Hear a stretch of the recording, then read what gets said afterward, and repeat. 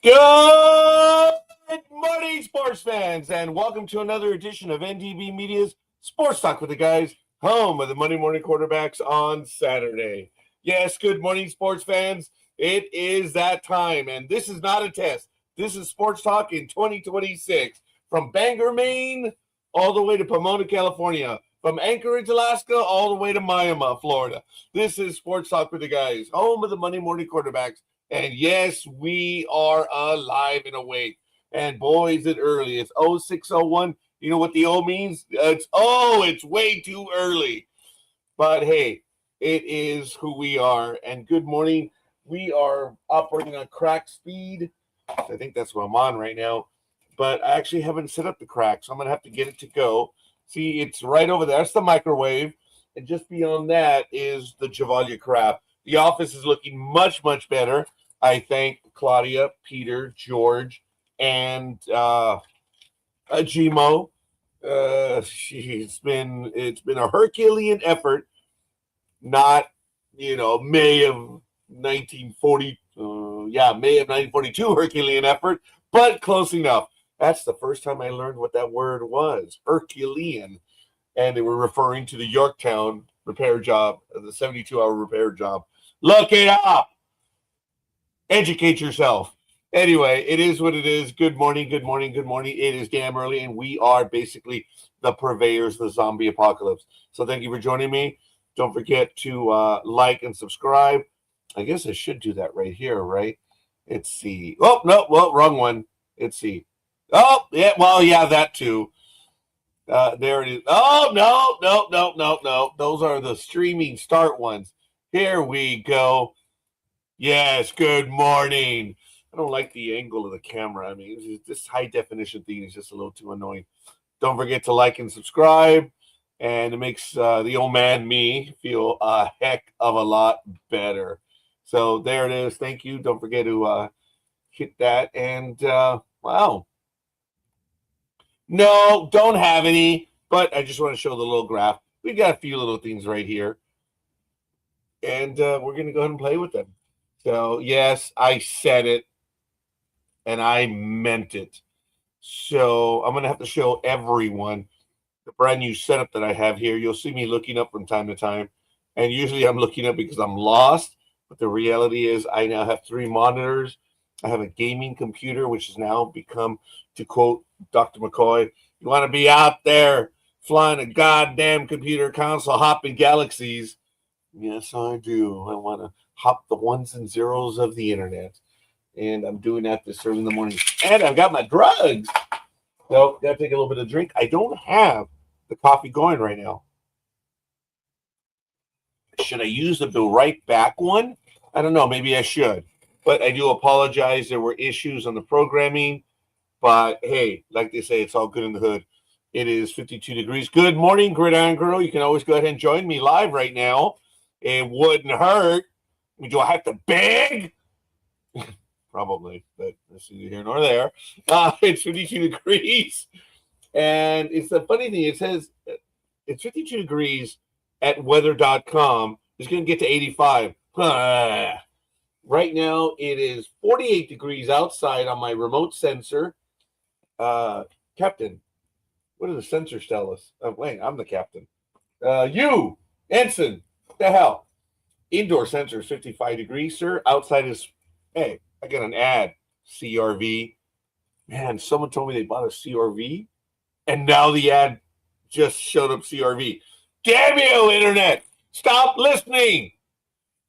You hear me? Stop it! Okay, I'm sure I'm going to be railing for the rest of the day, but it's all right. 6:05 a.m., and it is 52 degrees at weather.com. Don't know where the hell they are. Going to get to high of 85. It's going to get to an overnight low of 51, even though it's 48. So it's going to be a bit warmer tomorrow than it is now, but hey, it is what it is. Wind is heading out to the south, coming out of the north at 2 miles per hour. Well, if it's heading south, it is coming from the north. So let me see.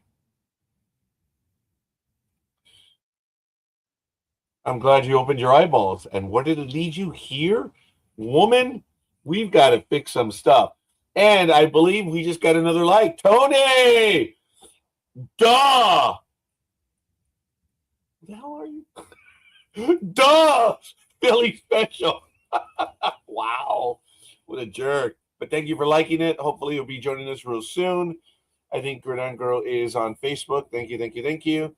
And Tony will be in shortly. There was a programming error. It said it was going to go off at 6 p.m. Yeah, that was not good, but I was still able to override it. Scotty, override. Give her all she's got. I'm giving her all she's got. Well, all she got isn't good enough. You know, I am able to quote the entire, well, that was Star Trek 2009. I am able to quote the entirety of Star Trek 2 and Star Trek 3. Put that on your resume. Engage. Yes, 1987, September. Jean-Luc Picard. Air quality is 23, which is good. I don't know why. Pressure is 30.17 inches and rising. Visibility is at 10 miles, which is not too bad. That means there's few clouds out, obviously. Sunrise will be at 6:48 a.m. in about 40 to 41 minutes. Humidity at 52%. Dew points at 34 degrees. The UV index is 0 of 11, and the moon phase is a waxing gibbous. Sunset will be at 5:20 p.m. So we are going and blowing this early in the morning. I ask you to bear with me. You know what? I have to move you up here. Like I said, I have 3 monitors now. I'm going to see if I can go to iCloud, and I will show you an image of my new center. My daughter's is bitching, though. Oh, I got to tell you. I don't know when that happened, when she surpassed me, but everyone can surpass me. It's not that big of a deal. So let's see. Let's sign in. There we go. And I'm going to have to show you. Why did I do it on this screen? Oh, because I'm a dumbass. All right. I don't think the image has uploaded yet, but we'll see right now. And I believe El Perro Caliente. Ooh, no, that was wrong. I should not have said that. El Perro Grande. Hold on. El Grande Perro. I just said that. Okay. Good morning. How about, good morning. How about El Perro Grande Caliente? Since you want, get them all. Good morning, sir. How are you doing? Good morning. I think I know it's been a tough night for you. You okay? I was not going to make it in this morning. There was no way in hell it was going to happen. But you know what? Big Dog, you and I have joked about this for 18 damn years, right? Yep. It's that stupid. Oh, God, that's me. Thank God you're not here, Big Dog. Why? What happened? I don't think I've showered in a day and a half, man. Oh. That's why the nurses kept coming and saying, visiting hours are at 8. Well, we haven't even had dinner yet. What's your problem? No, I'm exaggerating. I caught wind of something that's in the office, but I got to make fun of myself. Good morning, Tony. Yes. I have to tell you, first and foremost, I don't know if it's the way the mind works, but when we were first told that her liver has, whatever the measurement is, a high accumulation of whatever is in it. It's very serious. She's yellow. We did not notice she was yellow until today, Saturday morning. Thursday at 6 p.m. She got up. She's been having problems. She walked over to the kitchen where the lighting is much stronger. For those of you that have visited with me, you know there's not a lot of lighting in the living room. But anyway, dude, she looked like C-3PO. I was like, where the hell's Arturito? Arturito! ¿Dónde estás, cabrón? But Gmo immediately said she's got to go, and she took her. And Gmo, while I continued to do business at home, she took her. They immediately started treating her, but she did not get a room until 1 a.m. Friday morning. Oh, wow. So they were actually outside.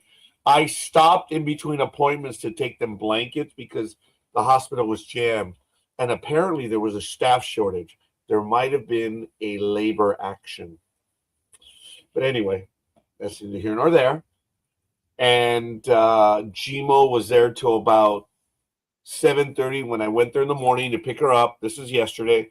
We went to get breakfast, came back to visit her again, and then the rest of it becomes a blur because I'm meeting with clients and I'm running around, and then we get word throughout the day as each test is being done. And the hits keep on hitting, for lack of a better word. And the significant one we received was late in the evening when we found out also pancreatitis. But her jaundice was not due to the liver. It was due to the pancreatitis. Okay. So what are you going to do? Anyway, I was talking to a classmate yesterday, and he may have brought, Father Christmas to me. He was reminding me as to how serious this was. And I was like, oh, shit, I guess it is, isn't it? It's pretty damn serious about the liver. So that started to settle in. So I'm like, okay, fine. Come on, thank God I'm busy. People reached out to me, and the first thing I was telling them was, thank goodness I'm busy. I can keep my mind somewhere else. And then, like I said, we got the news about the pancreatitis, and it's like, damn, that's a medical 1-2, right? Oh yeah. Oh, that was guys. I did not get physically hit, but when you feel that whiplash, that's the best way I can see it. Yeah, that one. And Ariel doesn't really know what's going on. She knows she's not well, but Gmo is not taking it well right now. But I gotta hand it to her. Oh, God damn it. All right, ladies and gentlemen, this is not about me. This is not about the big dog. But this is about our family on NDB Media. I quote her right now. She says, hi, I know you're on air, so you can announce it. It is with heavy hearts that we announce our mother has passed away this morning. This is from Rosalind Brinson. Oh my God, Roz, I'm so sorry. Rosalind Brinson, you know her. Color maven. I have to tell you personally, I have, how do I say this without effing it up? What Rosalind Brinson has done for her family, day in, day out, and for her mother. Oh, my God, Roz, I'm so sorry. But Roz, you and I we knew time was short with our mamas. And I know that people will comment, and they will comment to you directly, Roz, and I'm so sorry. Big dog, I just keep talking. I'm sorry. No, I mean, no. You keep talking. I mean, she of course knows. My most sincere condolences to her and her entire family. Hard, you know. Even when you know it's coming, it doesn't make it any easier when it finally does happen. So.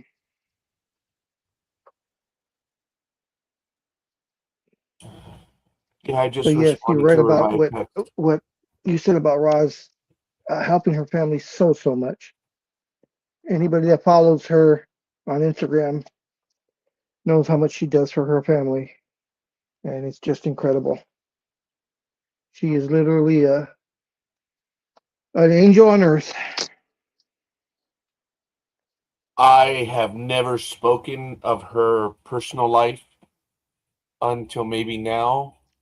And what Big Dog said, I'm sure there would be more that I have spoken to Roz at least once a week for several years now. And I joke with, I'm sorry, Roz, I'm going to say it on air. There are times that I reach out to someone, and the minute they pick up, I'm telling them, damn it, why did you answer? This is the call you should not have answered. And poor Roz would always take my call, and I would tell her, Roz, why'd you answer? You want to hang up now? And she would not. And she would always take my call. And I would kind of joke with her about that often. But there were a few times that I'm like, oh, girl, you should not have done so. But Roz, you mean a great deal to me. You mean a great deal to everyone here at NDB Media. I'm so sorry. I'm genuinely sorry.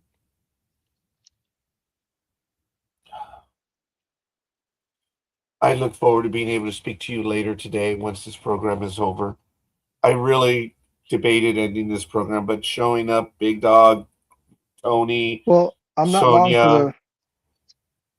Oh, I'm also gonna have to be cutting out because Melissa's gonna be coming on her way to pick me up. So, 10-4.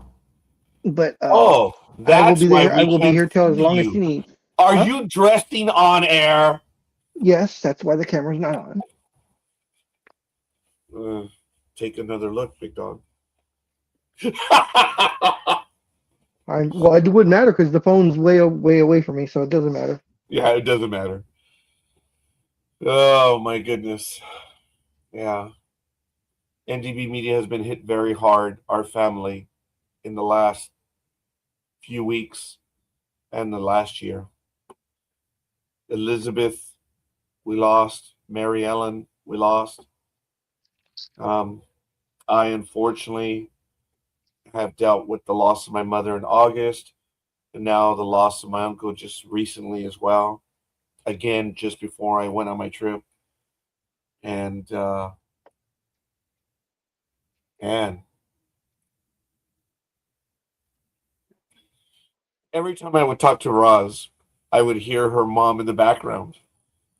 It's like I know her. I know her voice and how she would interrogate Rosalind, and what Roz, as Big Dog said, the angel that she is, what she would have to do for family.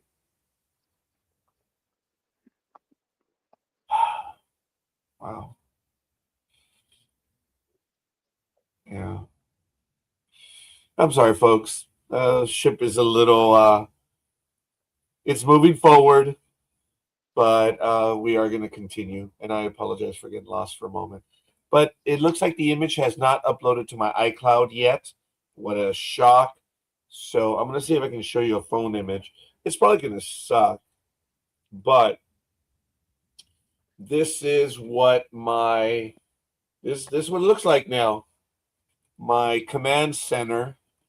Yes, there are 3 monitors. And yes, it's a lit keyboard. And yeah, but it's a reverse image. So my computer camera is reversing it. So I actually look, I've got my main computer, my monitor here. I have the secondary one to my left. Then I have the new one up here, which I look up for reference purposes. For instance, when I'm conducting business, I have the program open that I'm doing right here in front of me. And then the documents are to the left if I have to go back and forth. But while I'm doing that, for the last 2 years, I've always needed a reference screen that I could look up something else without moving my setup. And just yesterday, I installed the computer. And what did I do? Or the monitor? I lost the ability to hear. So Gmo had to come over, and my engineer had to come over and fix the system. Somehow installing a new monitor silenced me. Yes, world. You can't be silenced. Wow. I'm sure there were people that were saying, hey, I'll send you a monitor if it shuts you up. So, hey, I'm going to have to clean my glasses. Big Dog, while you are here then, I'm going to abuse the fact that you're here. I need you to speak. Sorry, Big Dog, I didn't mean to say that. for about 10, 15 seconds while I turn the coffee machine on. Sorry, sir. Oh, No man. problem. Oh, So lots of news turn the heater emanating off. from the pre-Olympics. One of the biggest ones, of course, was America's favorite sweetheart skier, Lindsey Vonn, was injured in one of her final runs. I believe it was yesterday, or day before yesterday. On her giant slalom, she got caught up in the webbing on one of the turns, and it looked like she tweaked her knee, and she actually had to be airlifted out and taken to the hospital. And now her participation in the Olympics, which I believe starts next week, is in doubt as far as whether or not she can compete. She was, of course, always has been and is still the favorite to win gold in the giant slalom. So right now it's a wait and see. They said she did tweak her knee. That to the extent of the injury is not known yet. I'm speaking about Lindsey Vonn, scorekeeper. Oh, it is that serious, huh? Yeah, she had to be airlifted out. She was caught. She was caught in the webbing for about 5 minutes till they untangled her out of it. And once they did, she was limping very badly. She was wincing, and so they got a helicopter and they actually airlifted her out to the hospital. So right now it's a wait and see. Oh, man. Forgive me for being typical old male. Damn. Yep. She is an absolutely phenomenal athlete. Yes, she is. And she's absolutely gorgeous. Forgive me. I had to. I'm a stupid old That man. also. Yeah, but And the scorekeeper's the one she, that gets to say it. she's one of the oldest competitors, because she is, I believe, now 41 or 42. And So, still, mhm. mother effing. And we just lost the female audience. Our numbers just went down. You know, it was crazy because she, if I'm not mistaken, she walked away from skiing, or retired, I guess you would say, from competitive skiing for about 6 or 7 years, and Didn't then she decided to break make her her comeback. leg or something? I'm sorry. Did she break her leg? Yes, she has. They mentioned that I don't know if she broke her leg or something with her knee, but she has like screws or Oh, titanium in her the knee. knee. Yeah, and I'm not sure if it was the same knee that was injured. Yeah, I So cried then too, folks. yeah, so I mean, step away for 6 to 7 years and then come back. But the fact that she did her comeback at age 40 and didn't miss a beat. I mean, started winning all the competitions all over again, is a testament just to how great she is.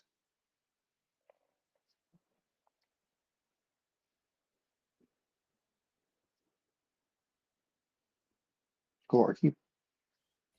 Yes, I apologize. Oh, I there was you go. checking some of the news right now. I am so sorry. I was just Oh, no following up.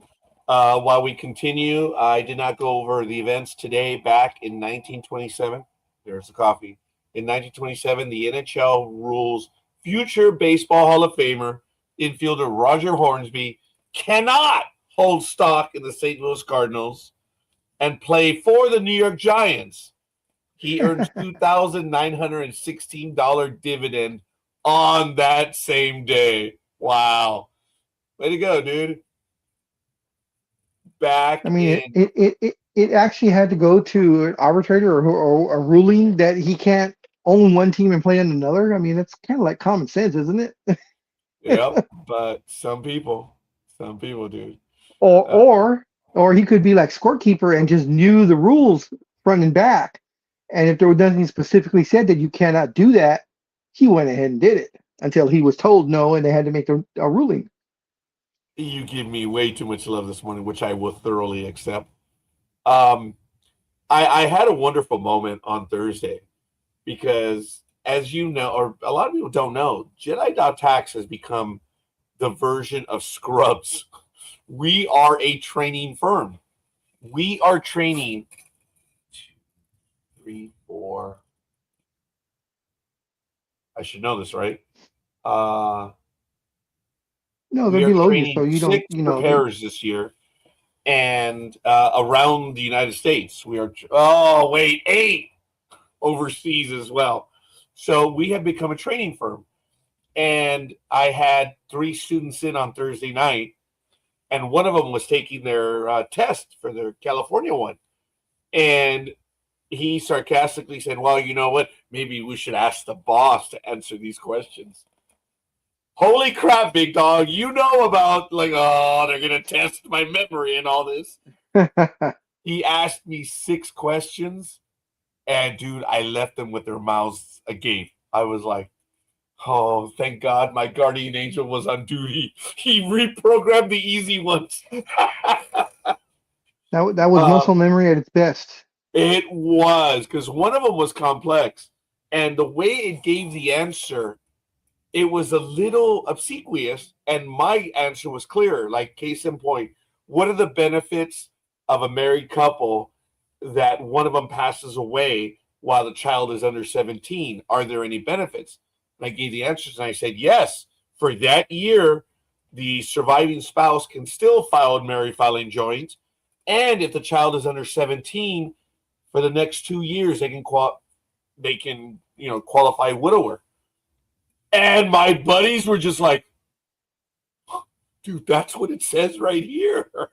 I'm like, well, it's, as Big Dog said, muscle memory. And I'm like, hey, every old dog finds the bone, right, Big Dog? Sooner or later. But there were 5 more that I was like, hey, I know these. And it felt good. And my, the guys that were here, they're like, okay, he ain't full of shit as much as he thinks he is. He actually knows a little bit. And it was really exciting. It was really cool. But I don't know if it was exciting as this, and I apologize, folks. I brought Werewolf into it. In 1941, in his 13th title defense, Yo Lewis KO's Red Berman in the 5th round at Madison Square Garden, New York, to retain the New York SAC heavyweight boxing crown. Back in 1955. At the Garden. I'm sorry. Yes. At the Garden. But at the Garden, the people from Boston always say, park your car.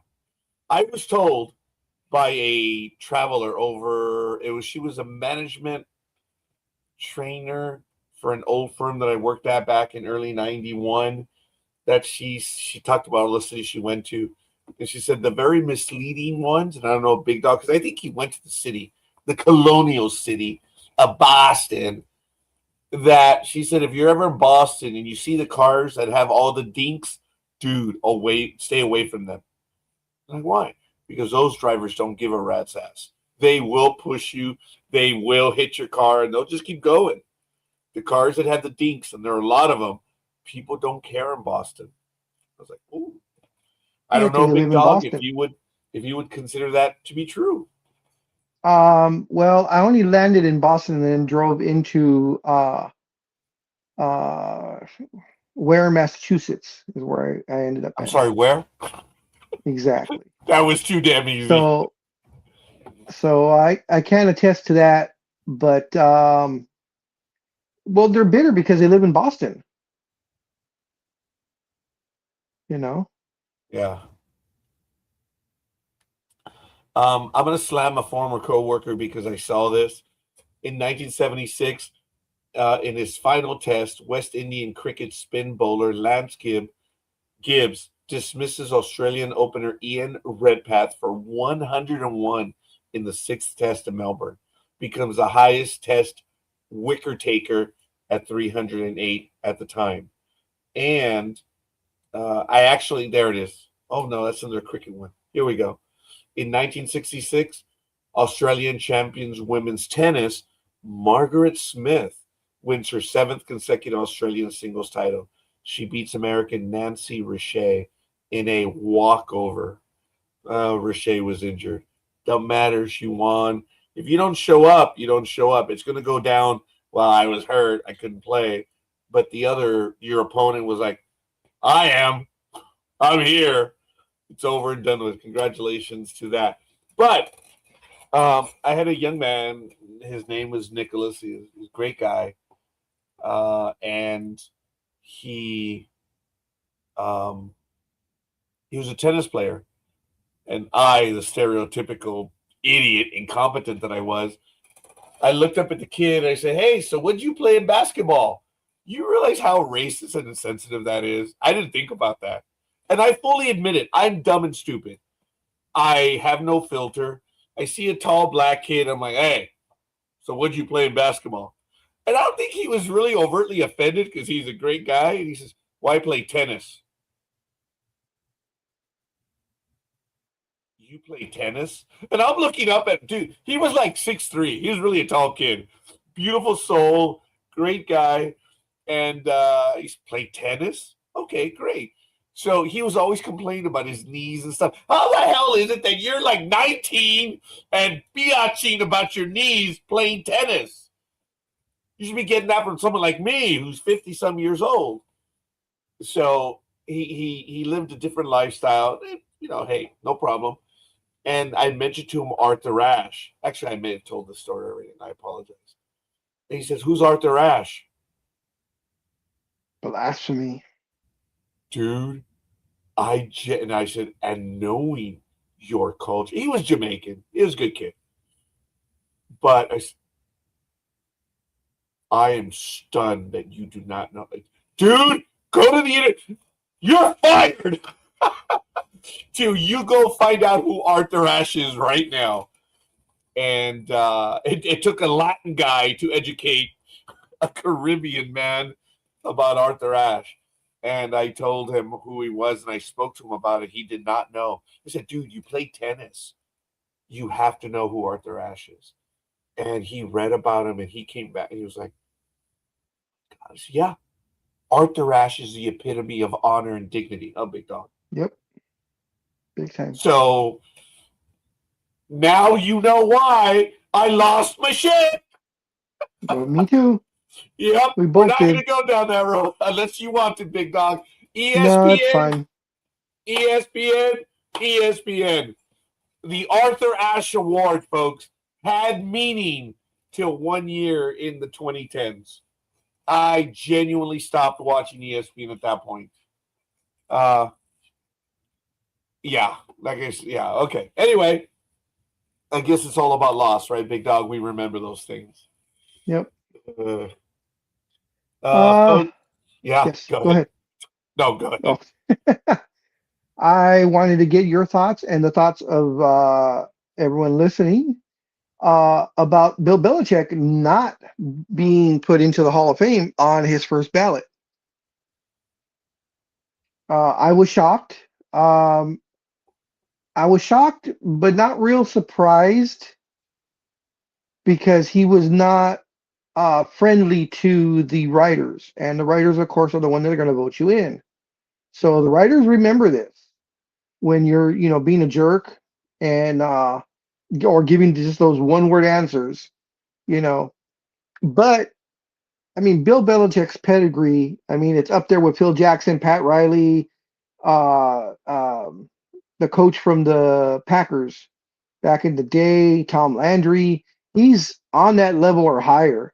I mean, the man's got 8 Super Bowl rings and did not get in on the first ballot. And I believe even he was shocked. He didn't really have much to say about it, but he was shocked. And I'm probably pretty sure he was being consoled by his 25-year-old girlfriend. Isn't that how old she is, scorekeeper? Oh, Is she even that old? I thank you for asking me, but I do not know. I really don't know. So in your opinion, is he Hall of Fame worthy? I say he's Hall of Fame worthy.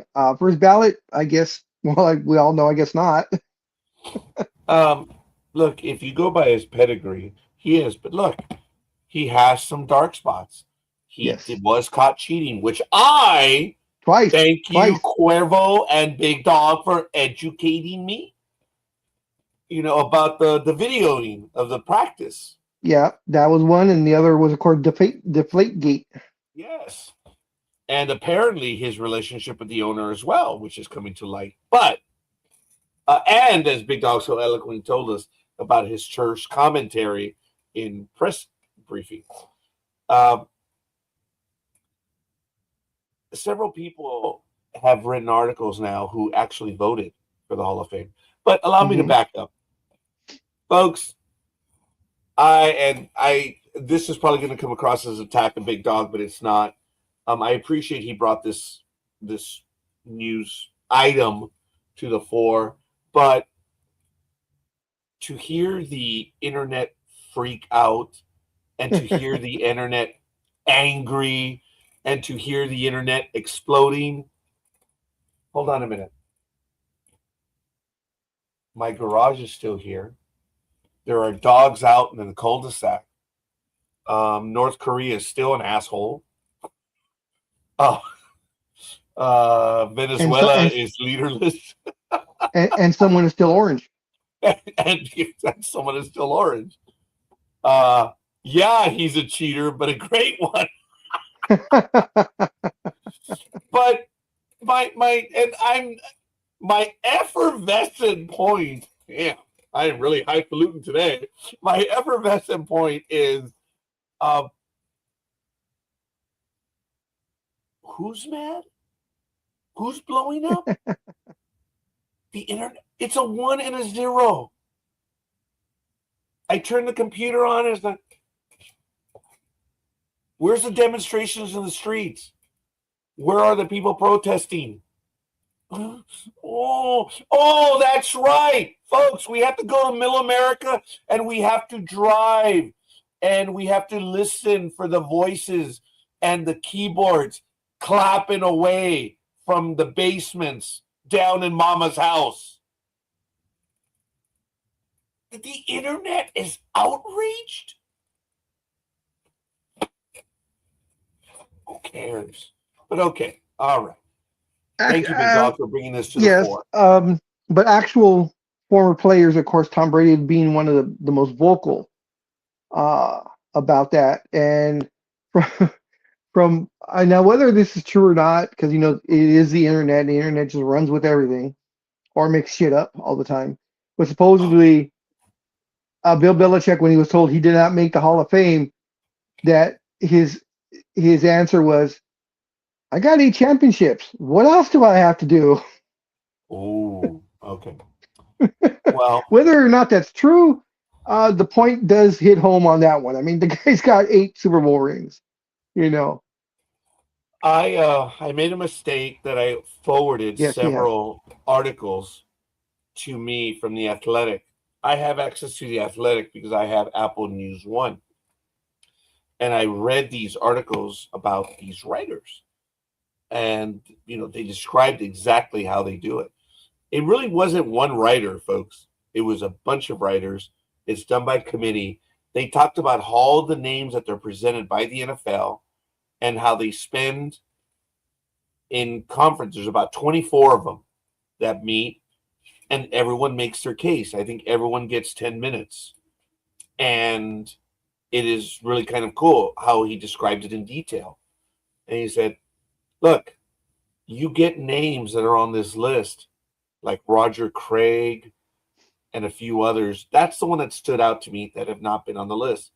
And they themselves are thinking, wait, but these guys got betrayed, and there might not be another chance in 3 to 5 years. So they are generally caught between a rock and a hard place. Yes, Bill Belichick is on there, but they're also looking at some other names that in their mind have been kicked to the side. And they're all caught doing that. And they're all trying to make the best decisions. And folks, this is where I think Big Dog and I will part ways, is that this whole thing of, I know he didn't say it, but this is where I believe this is where he and I will part ways, is that this whole thing of unanimous first ballot. Well, folks, if it's unanimous first ballot, why do you even vote? And if you don't understand that concept, you must be American. Okay? What is the point of voting? Thank you, Big Dog. Actually, I do rely on you, dude, to get my... But it's true. Why do we have a vote then? So, okay, all right. Guys, unanimous first ballot, doesn't mean a goddamn thing. It doesn't. It means nothing. Being elected is the thing. When you talk about unanimous, you're talking about the jackasses that live in mama's basement. Seriously. So, okay, all right. I'm going off on a tirade because it does get on my nerves. What is the point of a vote? This is America. And do you know what these bastards on the internet? They want the names of the voters. Why? So they can shame them.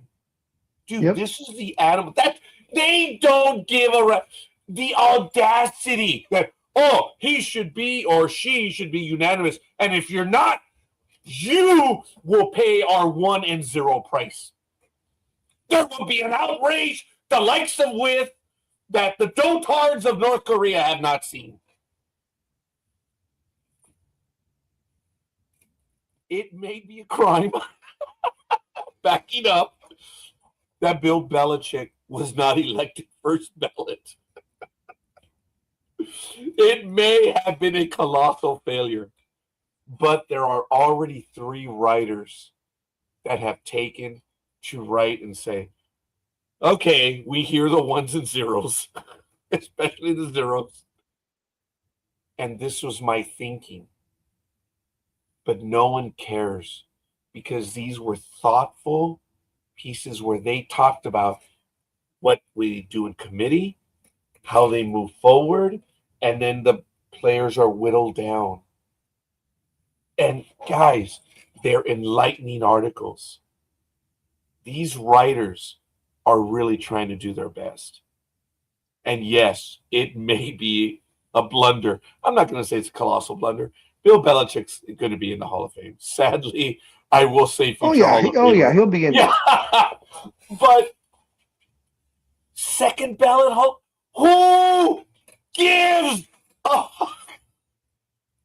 he's going to be in. He got denied. He's not the first guy to be denied or girl to be denied. Guys, measure it. I take great solace in knowing that these writers are actually saying, okay, we hear you. Would you kindly pay attention to our thought process?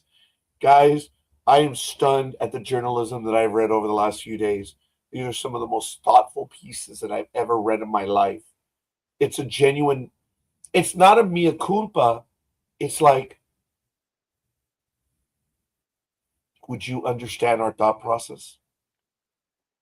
And it's some incredible writing, guys. It really is. In those articles that you read, did they talk about how they voted or just the process of the voting? Because I'm just wondering what their thoughts. They wrote how they voted, yeah. So what was their thought process then for not having him in? No. They okay, now I'm going to paraphrase a little bit because one of them said you rely on your fellow voters to pick what you may have missed. So it's a reliance of, and they're like, okay, I'm going to vote for Roger Craig because I believe he should be in football's Hall of Fame. But I believe the committee will probably make the right decision. And unfortunately, every committee member is trying to make the right decision, and it always doesn't work that way. And I have my articles, folks. I have it ready to go. But since I'm not on my Apple phone, the articles won't open up. So I emailed them to myself. Actually, I wonder if it'll open with my Apple passcode. Oh, I will have to try that. But one of the writers said, I did vote for him. Another writer said, no, I did not vote for him. And that's what I'm talking about, folks, the candor of these writers, that they put their names out there and said, hey, I didn't vote for him. But F-heads, would you like to know why? I know I'm exaggerating, but basically that's what they're writing. It's like, okay, pendejos, this is what really happened. And you know, I give credit to that writer for first admitting that he didn't vote for Belichick, but the part that I admire is he said, "This is why," not just Yes. "I didn't vote for him" and then that's it. You know, I didn't vote for him, and this is why I didn't vote for him, and point by point by point, and you're just like, I gotta stop doing that. Start that Yeah. again. You know, I appreciate it. That's what I'm telling you guys. I read some incredible writing, just flat out blew me away. And it was really exciting. And I gotta tell you that it was really good stuff. But here we go. Okay, I've now got into the articles, folks. But I want to respect the Athletic because they're really writing some good stuff. But I'm going to go to the article. It serves me no purpose to put the link, but this is from the article, and the writer is Alex Valdez, Valdes. I'm not putting him on blast, but let me go to it right now. I'm going to go to the screen. Oh, I have 3 monitors to share from. Oh, look at that. See, Scarkeeper being a dick this early in the morning. And Big Dog's like, yeah, well, my daughter will be here shortly. I don't have to put up with this dick for much longer. Why one Hall of Fame voter didn't pick Belichick, and it wasn't Spygate, folks. Okay. Says at least 11 people reportedly chose not to vote Bill Belichick into the Pro Football Hall of Fame in his first year on the ballot. One of those voters went public Wednesday to explain why. Vay Gregorian, a columnist for the Kansas City Star who was the first to publicly acknowledge that he didn't cast a vote for the 6-time Super Bowl champion head coach, wrote that his decision had nothing to do with Spygate, Deflategate, or any other controversy. He instead gave us his maximum allotment of votes to decades-old players who have been long deserving of induction. Running back Roger Craig, defensive end L.C. Greenwood, and quarterback Ken Anderson.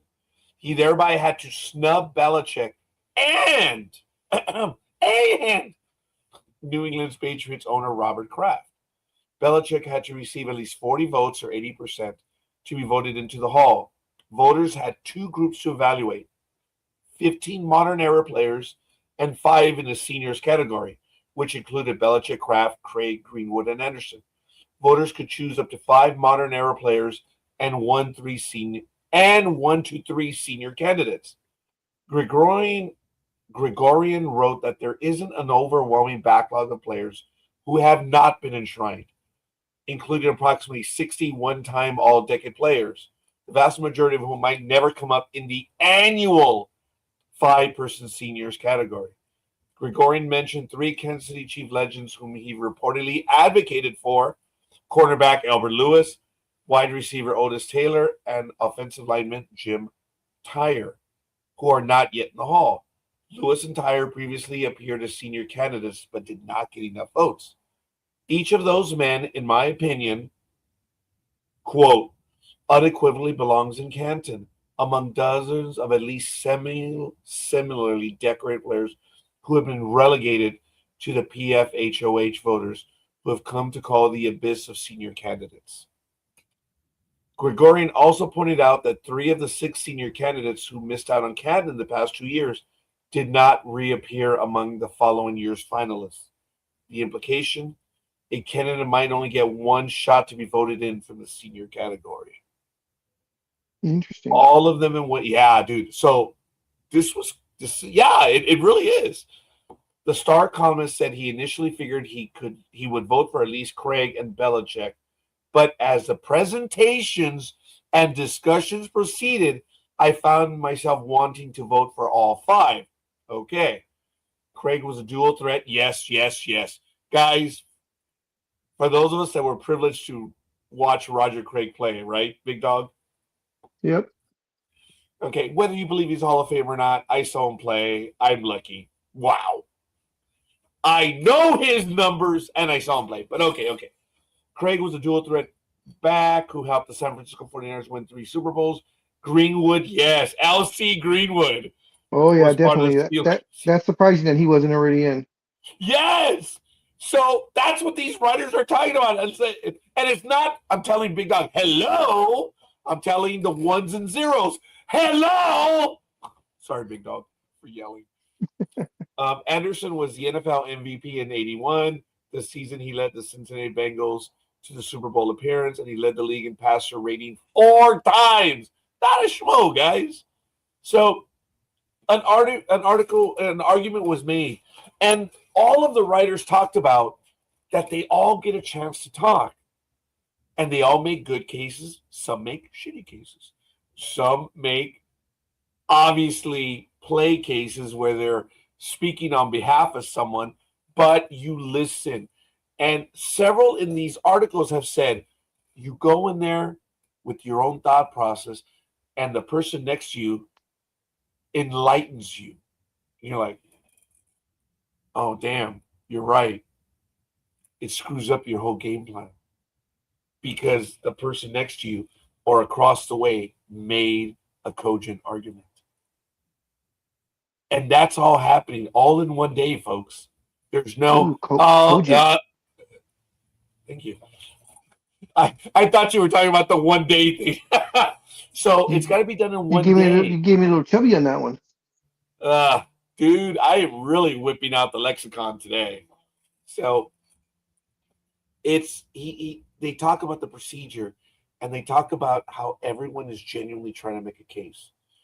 At no point do they say that the opinions are colored in the way that, they're without merit. They all have merit.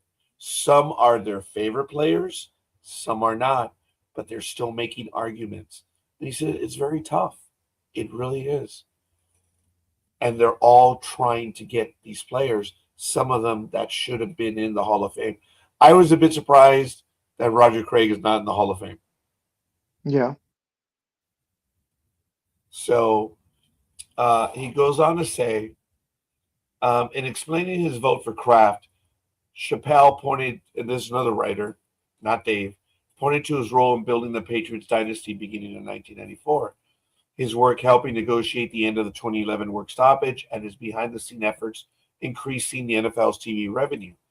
Chappelle also acknowledged that, unlike Gregorian, Spygate factored into his decision of Belichick's candidacy. There's no erasing the stain of Spygate from his bio. I, again, have been educated by Cuervo and Big Dog about the rules violation. I get it. At first, I'm like, dude, that's exactly what I would have done. You video the opposition? The pendejos come to my house to practice? I'm videotaping that shit. But it's against the NFL rules. I get it. I didn't know that back then.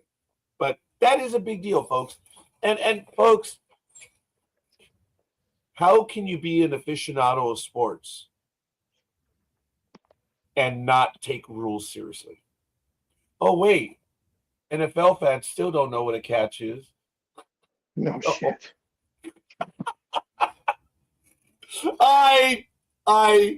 I live in angst with you, my fellow ones and zeros. There's this guy on the internet, and I hate him, because he stole a line that I never got to use. And he refers to everyone as the denizens of the internet. I'm like, damn it, that is a great line, man. But I have to give him credit. Chato, his name. He's a former Hollywood executive. It's Chato, like the Spanish Chato. And he's really good. He's a former entertainment executive. And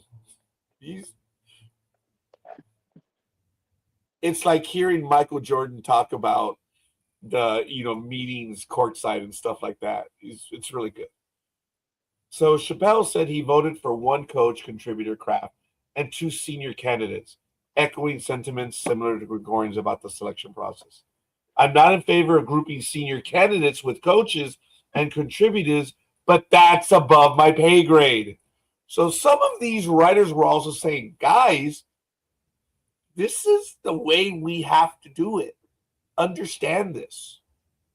So there's really good stuff. If you have an Apple phone and you have access to Apple News, you can access The Athletic. There's really good stuff in there, folks. I humbly recommend you check out those articles. I don't know, Big Dog, if it helped you even just a little bit, It's like, man, it's a convoluted mess how they vote. Oh, I mean, I figured that. I mean, I was just being facetious when I was saying, because he was being a jerk to the writers and stuff. I knew there was a valid reasoning because most of the writers know what they're doing. I had to pause on that one to figure out how to actually say it. Yeah, I'm biting my lip, big dog. We'll see, but go ahead. Yeah, I know.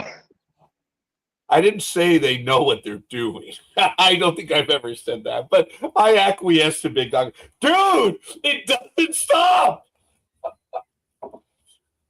Dude, how many big words have I used this morning, huh? I think our audience is not joining because they know I'm on an English tirade this morning. Oh my God, that is funny. Jeez. But look, folks, yeah, Bill Belichick should be a Hall of Famer, and he's going to be a Hall of Famer. And Oh, for me to definitely. say that, yeah, for Big Dog and I only say it, Big Dog won't say it, but I will. For us to say he's a future Hall of Famer, that's a duh. It hasn't happened. But this faux outrage, this faux anger,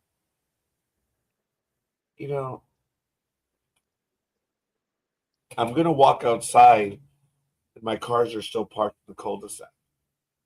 There are no NFL fans roaming the streets, doing stupid stuff because they'll never leave mama's basement. But they will clap away and chip away at their keyboards like the girl that they wish they had. Sorry for the girls. I'm sorry for that image. But this angst, this anger on the internet, who gives a damn?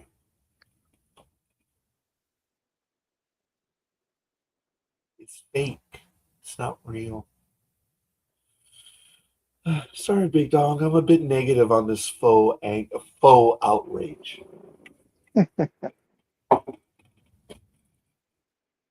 Perfectly fine. But anyway, folks. But the funny thing is, I agree. He should be in the Hall of Fame. But it's just, I'm not going to join and pile in on the wagon. I believe, look, Big Dog and I have been on air for 15 years. You know where we stand.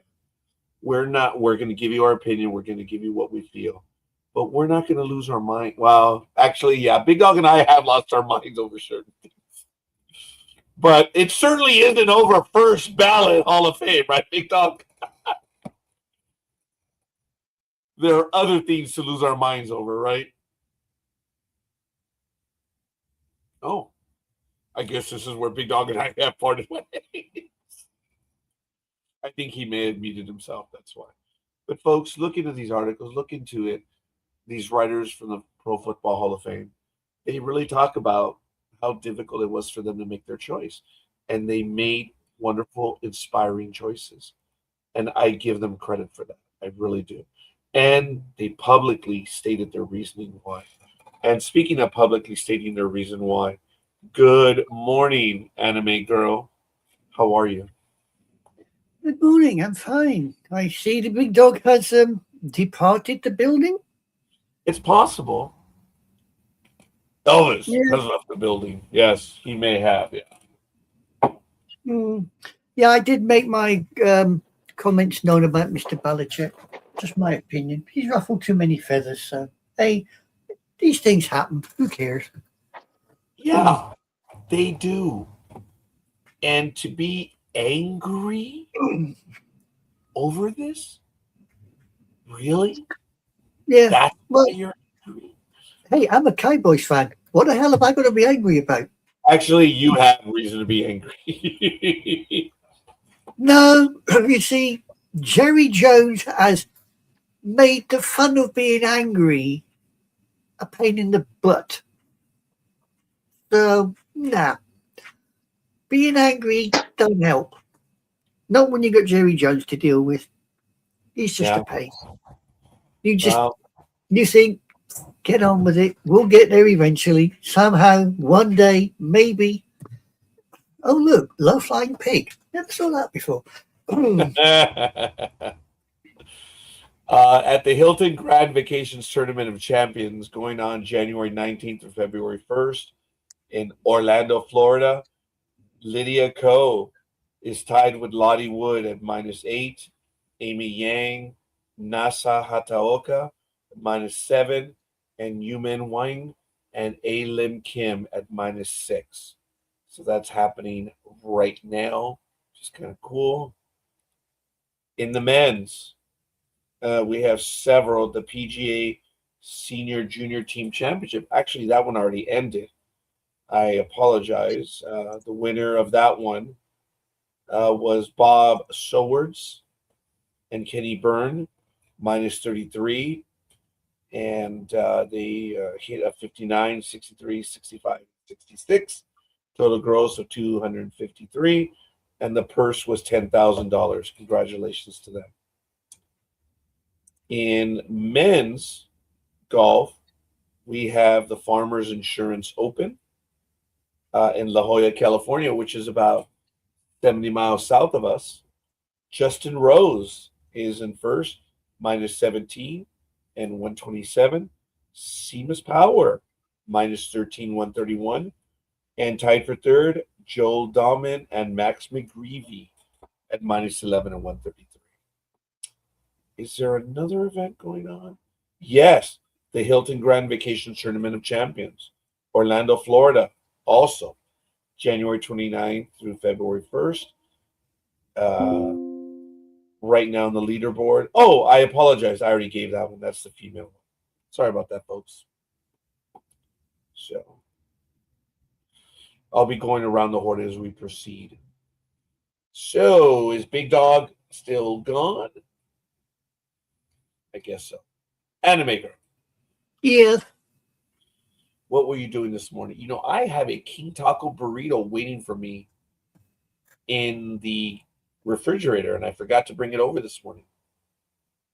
Damn, you are getting forgetful. I had a King Taco burrito yesterday, and I have 2 more waiting for me.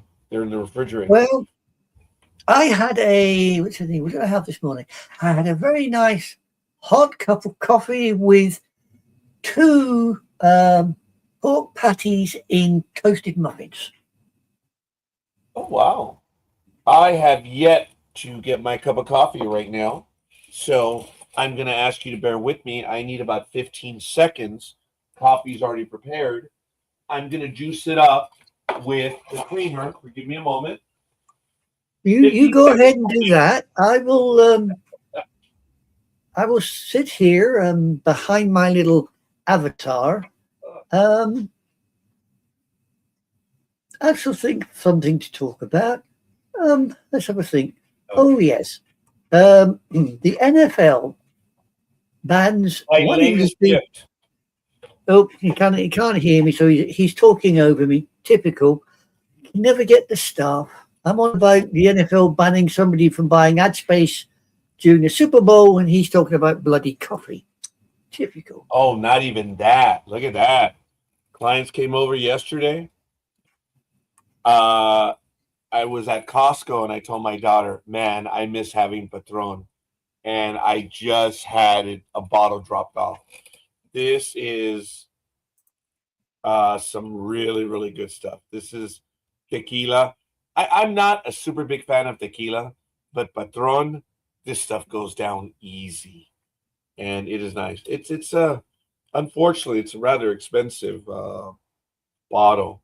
I forget how much it goes for, but that's not the important thing. I think it's just I was thinking about this on Thursday, and it arrived yesterday.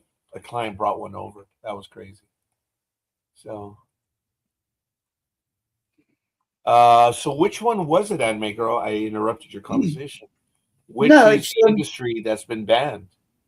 Well, that's what I'm trying to find in the article. I heard about the brouhaha. Well, apparently the NFL has made a notable advertising decision ahead of the Super Bowl to prevent one rapidly growing sector from appearing in the broadcast. The New England Patriots and Seattle Seahawks will take part in the Super Bowl that comes with strict limitations on who can buy ad space. The decision applies specifically to commercials during the game's most valuable windows, where companies are sure to get the most eyes on their product. According to Frontline Sports, the NFL has decided that one emerging industry will not be permitted to advertise. The move comes despite the league continuing to allow traditional sports betting advertisements during the broadcast. They've taken the cautious approach for the Super Bowl to remain the most watched event on the NFL calendar. However, valuable and lucrative spalling ads can be. This blow will come to companies like Kalashi and Polymarket. Ever heard of them? No. No, I genuinely have not. No, I can't. The industry affected by the ban, its prediction markets have grown rapidly over the past year through viral social media activity.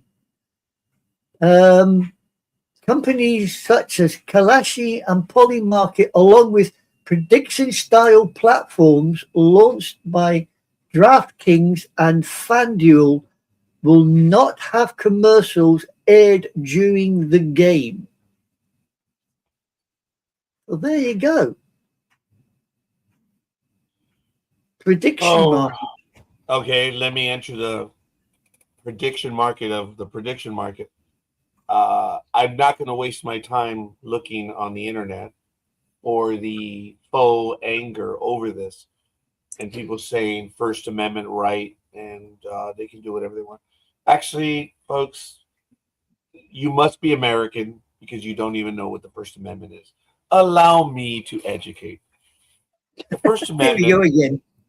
The First Amendment is this: the government may make no law, make no effort to deprive you of free speech. That's it. Shut the fuck. That's it. That's it. So for you dumbasses, which makes you American, if you say something, there are ramifications. If you make your employer, your church, your group, whatever it is, bad, they can sever their relationship with you. You can say whatever you want, but there are ramifications. Now, there are certain laws in place that if you say that, and believe it or not, folks, yelling fire in the theater is not illegal. A lot of people believe that it is. Look it up. Educate yourself. But if you do it in a way that is malicious and stuff, look it up. Talk to your local attorney. But you can say whatever you want. There are ramifications. There are. So all this First Amendment crying about the NFL, cutting it. It's a private industry, folks. They can do whatever they want. Well, no, actually, they cannot do whatever they want. They cannot prevent Anime Girl. I'm a little online, and you guys have this United Kingdom too. No favor due to certain protected categories, correct? Yeah. Yeah, and I can't think of them right now, but I think everyone knows what I'm talking about. It's there are certain things that it's not 100%, but it's like sexism, stuff like Well, we have like certain companies can't have adverts on the TV like so like when the kids are around, you can't advertise sweets or drinks like Coca-Cola or Pepsi. It's a big fat no-no. Even though that's their target audience, they can't advertise on the TV. They ain't allowed. That is not strange in the United States about wine companies. They cannot advertise on television. Yeah. I mean, cigarette companies have been out of favor for years over here. I don't know about the States, but a cigarette company over here advertising on the national television. Ooh.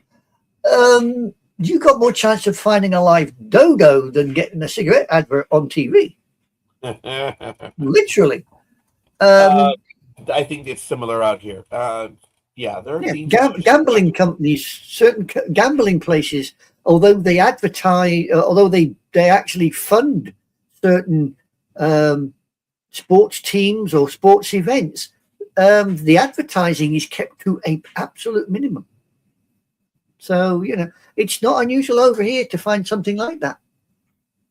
Not unusual at all. So I have found another little thing which you may or may not wish to talk about. It's a sort of a, I suppose one could say, a sort of crossover. I'll post it down there. Okay, but there's no link. It's just. I know it's not coming out as a link for some strange reason. Okay, but I am able to search for it on the internet. And Anime Girl, It's what on you that are list doing, okay, what you are doing is what Sports Talk with the guys used to do on the round table. Each person would bring a story, and we would talk about it. Yeah, this. Okay, while you look for it, I'll get on with it. Tom Brady's latest signing was a shock by his call. He's the closest thing to God. Now, everybody will be sitting there thinking Tom Brady and NFL and all the rest of this, right? Wrong.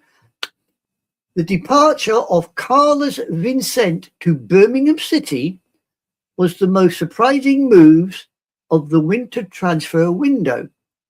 Former Alves player is swapping La Liga for the 13th place team in the English second division. That's soccer for all you colonial Americans over there. You know, football. That's why it's called football. You hit the ball with your damn foot. You don't pick the damn thing up. Anyway, to continue. It's hard to take in. Everything new is a bit scary, but you have to go forward and not hesitate, said Carlos Vincetti in an interview. Birmingham City interest was long-standing.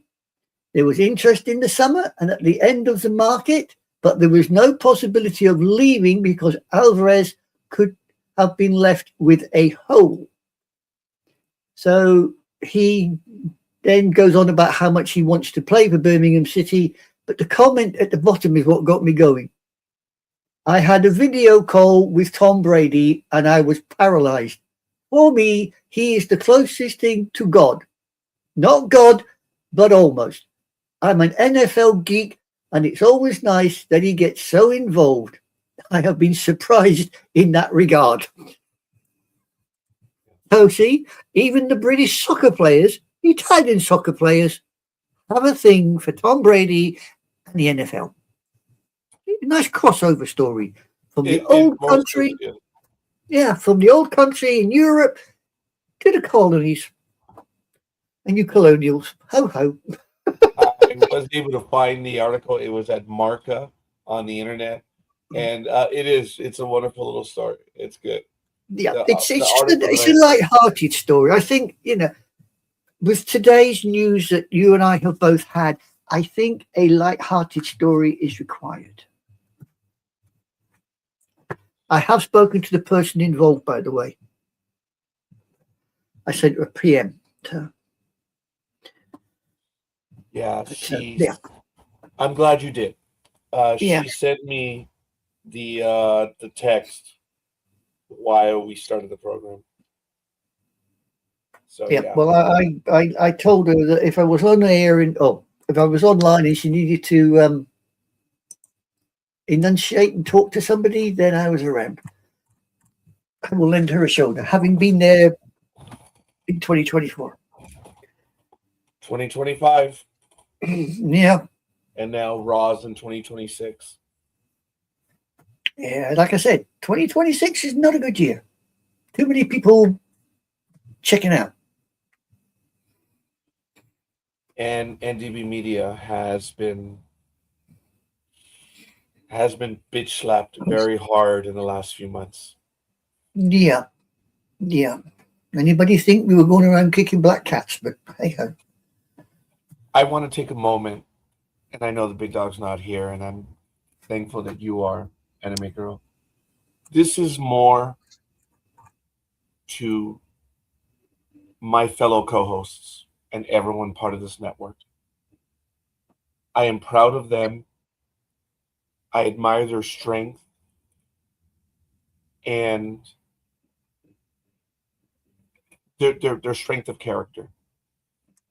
That they are mourning. We are all mourning the losses that we've had to endure, our colloquial loss. And they're still moving forward. And I know they're struggling with it. We all are. And yet we show up today and the cloud is hanging over us. Elizabeth, Mary Ellen. A lot of people don't know Mary Ellen because she was on Travel Edge Radio for several years. She's still part of this network. And Dan Schlossberg is mourning her loss. I mourn her. I know who she is. I know who she was. I should say I know who she is. Elizabeth. But it's not about me. I am talking about the strength of my co-hosts. Not one of them has gone into a corner. They've all stayed. We've all stayed together. And it blows me away. I talk about what NDB Media is, and I still don't even know what it is. But I like it. And I like this collective grouping of people from around the world that will spend time with each other. And then we have our audience that spends time with us. We have a relationship with the audience, and the audience has a relationship that you will find nowhere else. That, forgive me, I am damn proud of. It starts with me, but all of the co-hosts are the exact same. And I can't put a word on it. And if it comes across as arrogant, I'm going to accept that one right now. But there's no maliciousness behind it. It doesn't hurt. Go ahead. Yeah, I would say it's not arrogance. It's a little bit of self-pride that we know we have a certain group, family, as you put it. We have those behind us, and they push us forward. Likewise, we will then turn around when they are in difficulty or in problems, and we will push them forward. We all push each other forward. None of us has this, get out the way, I'm in front, I'm the most important. And I feel that is what keeps the co-hosts together, is that sense that, yes, we will rip, each and every one of us will rip the other a new one, just for the sheer hell of it on air. We will do that. I mean, me, Tony, you and me, we will, and you and Big Dog, we will go at each other, hammer and tongs. We don't care.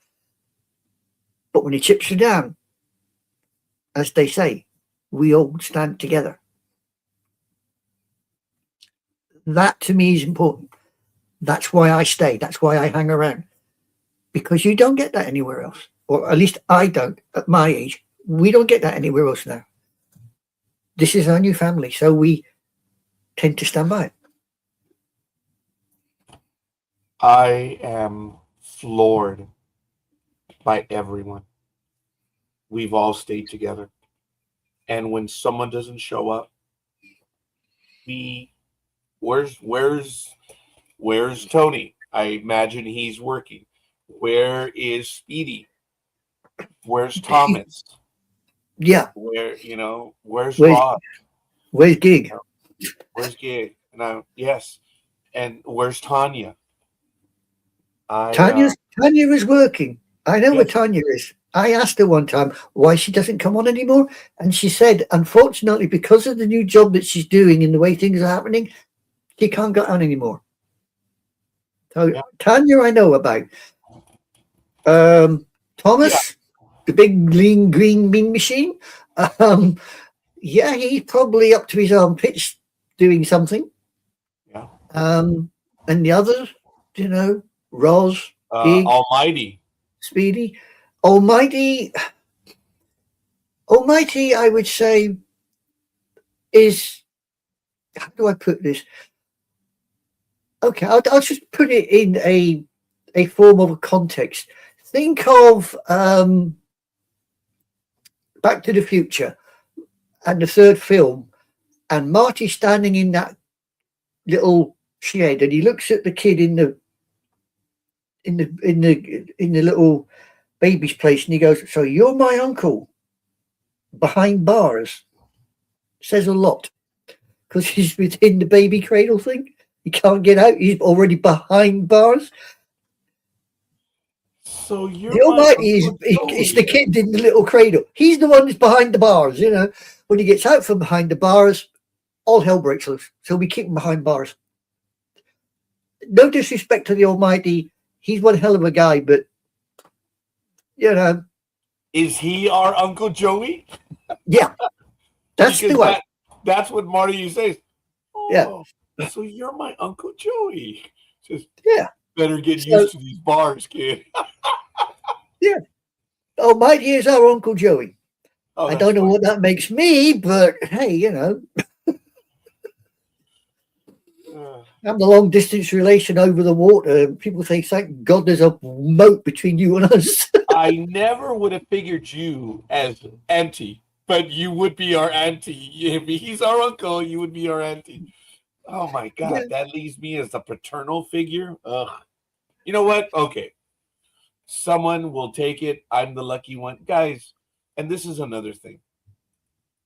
I've said this. I say it maybe once a year. Yes, NDB Media is my baby. I pay the bills. I do all the stuff. And I will claim that. And I can proudly say NDB Media is mine. But it's not. It is what everyone else, from the co-host to the guest to the audience. Secretly, I take pride in saying, yeah, I started this. But it would not have gone anywhere with me. It is what it is because of everyone else. And I can lay claim to both of those. In the quietness of those moments, I'm like, you know what? There's some real assholes out there that are known for stuff. I'm going to be known for NDB Media. I'm all right with that. Yeah, I'm all right with it. I'm right, anime girl. I mean, you can be known for a lot of ugly stuff, and I'm going to be known for that. I'm okay with that. True. I mean, as I said, Almighty is our Uncle Joey. I mean, I have been likened to, somebody once turned around to me when I just come out the hairdressers and said, "My God, you look like Ethel." And I went, "Eh?" And she was on about the little dwarf one out of The Incredibles. Apparently, I have. Yes. Enid, not Ethel. Enid. I knew who you meant. Yes. Yeah. Ethel is from I Love Lucy. Yeah.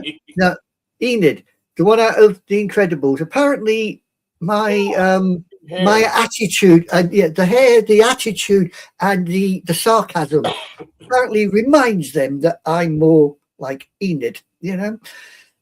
Okay, darling, you look delightful. Take the cape off. No cape.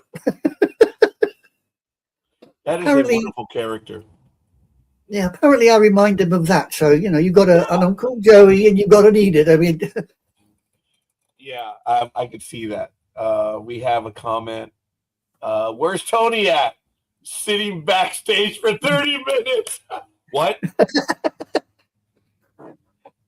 I didn't see him sitting backstage.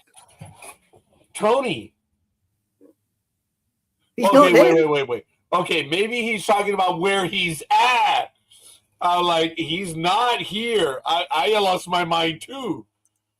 Yeah, I was going to say, he ain't there. I think Tony, clarify, because we don't see you. Unless, listen, I've heard of camouflage, but come on, Dodos ain't that good. Unless he's at the wrong link. Because I did Well, you post put the link up. consecutive links. You put the link up. I didn't. Yeah, but I put Game of Thrones, Star Trek, and Sports Talk with the guys. Tony, which one are you at? Yeah, you've confused the hell out of the poor boy. He's a dodo. Unless he... He's a dodo, for Christ's sake. Come on. You know what dodos are like. They have a attention span of about 2 seconds until, they've got the ball in their hand, and then it's, oh, good. Tony, dude, you're not here. Dude. You ain't here, boy. Sorry. Yeah, you're... Oh, my God. Hold on, Tony. Oh, boy. Where you at, but you ain't here. See, typical dodo. Goes flying off into the distance. Let me put it in the... I just got a comment from Gridiron Girl. Let me put it in the Facebook page. Okay, let me open it up. Hold on. Tony, I think you're on the wrong link, brother. Yeah, I was going to say, there's nothing in the private chat. I'm going to send it to Tony via Facebook. Oh, I haven't sent Tony a message lately.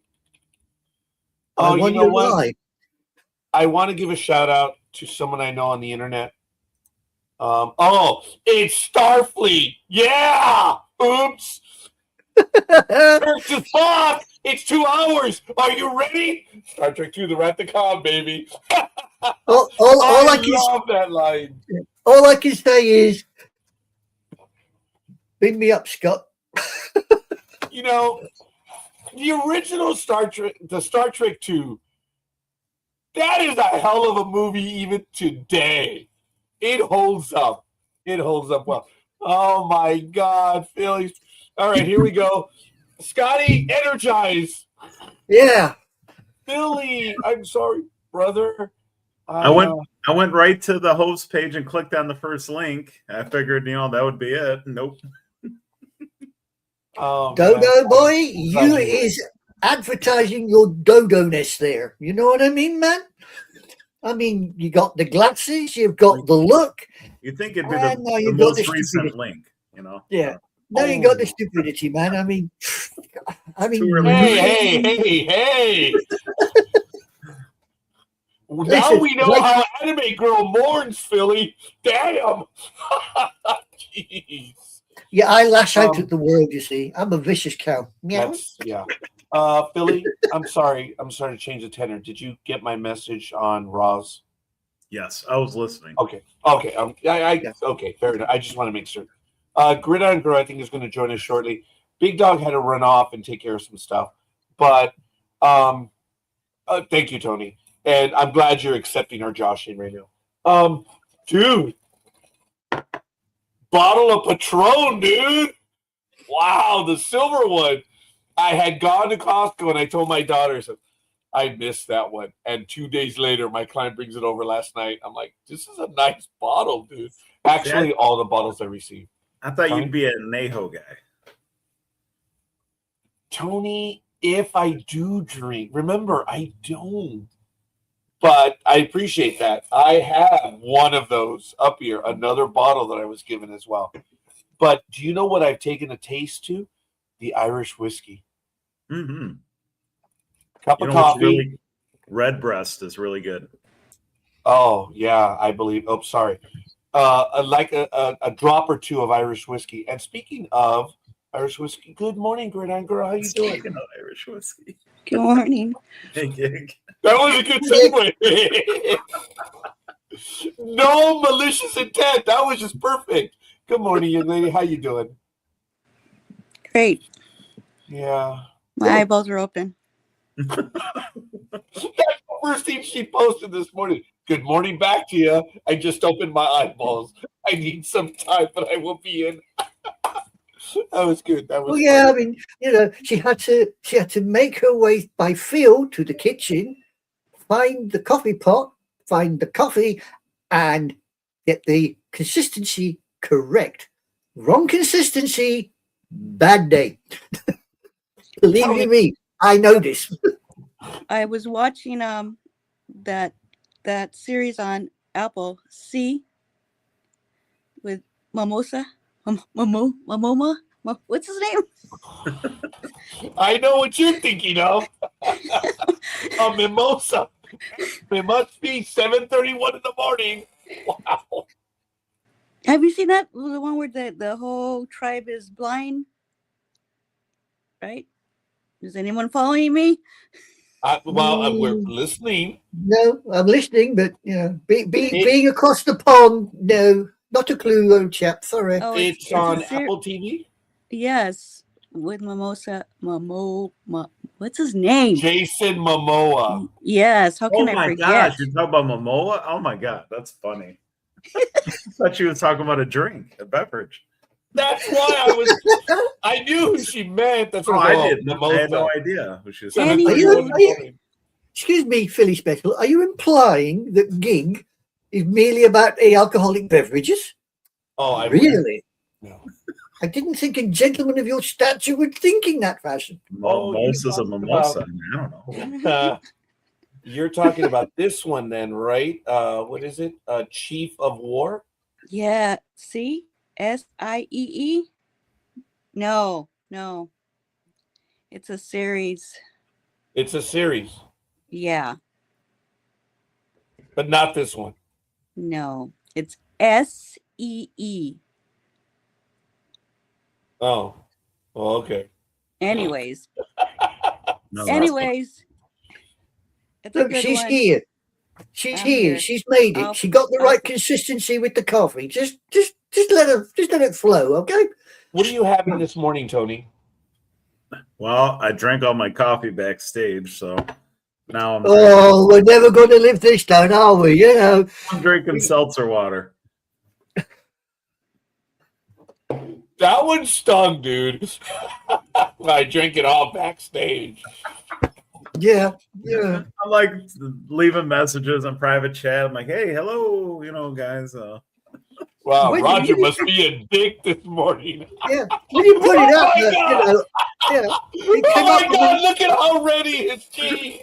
it come up. Yeah. I'm backstage. So I went straight in and looked. I thought, well, I don't bloody see. And then he said, well, he's not backstage. And then I put in 2 messages on the private chat. So I went into private chat and I thought, okay, either I'm losing it or the dodo is sending them to the wrong people. You were sending them to nobody. Right. Never mind. Oh. Hey, This is the one that she's talking about. yeah. Oh, Okay. I didn't. In the far future, humankind has lost its sense of sight. Jason Momoa stars as the father of twins born with blah, blah, blah, blah, blah, blah, blah, blah. Oh, Oh, it's in its 3rd season. It's from 2019. wow. And they're blind? Yeah. Yes. So I Oh. practice that ritual every morning. I see the point. That looks cool. It is very good. I recommend it. All right, I'll have to add it to my list. Man, my list is growing. I'm always, Rod, you should see this. You should see this. It's gotten to the point where I'm like, guys, there's only 24 hours in a day. Crazy. I know. We need way more hours per day. Yeah, we definitely. Well, there is a planet somewhere around that has a 29-hour day. We could That would always see help. if we can transfer you there. Yeah, that would help. Yeah. A whole 29. I can't remember what one it is. It's one of the planets around here. 29 Star hours. Trek, First Contact, 4th season, The Next Generation. A 29-hour day. It was anyway. I'm sorry. I'm really full I think, of it was this it morning. something like Hitchhiker's Guide to the Galaxy mentions something like a 24-hour day as well, you know. But that teaches you how to fly, you know. Hitchhiker's Guide to the Galaxy teaches everybody how to fly. Well, You as a know matter how of to fly? fact- Do you know how to fly, Tony? No? It's quite simple. You throw yourself at the floor and miss. So if you don't miss the floor, you ain't flying. Hitchhiker's Guide to the Galaxy. Hitchhiker's Guide to the Galaxy. Come on. You gotta go for it. You know, it's like the restaurant at the end of the universe. You know, you ask for a steak, so the cow comes out and asks you which part you want for the steak. You know, it's there. It talks to you. Okay, there's a theme which I love answering whenever someone says they have a question. You know, what is the main question? And I always answer 42. Very few people know that's from the Hitchhiker Guide to the To the Galaxy. Galaxy. The answer to the ultimate question in life, the universe, and everything is humorously said to be 42. Yeah. That's it. That's the answer to the greatest question in the universe. What And is then that they question? turn and say, we don't understand. So Deep Thought turns around and says, then maybe you should think about the question you're asking.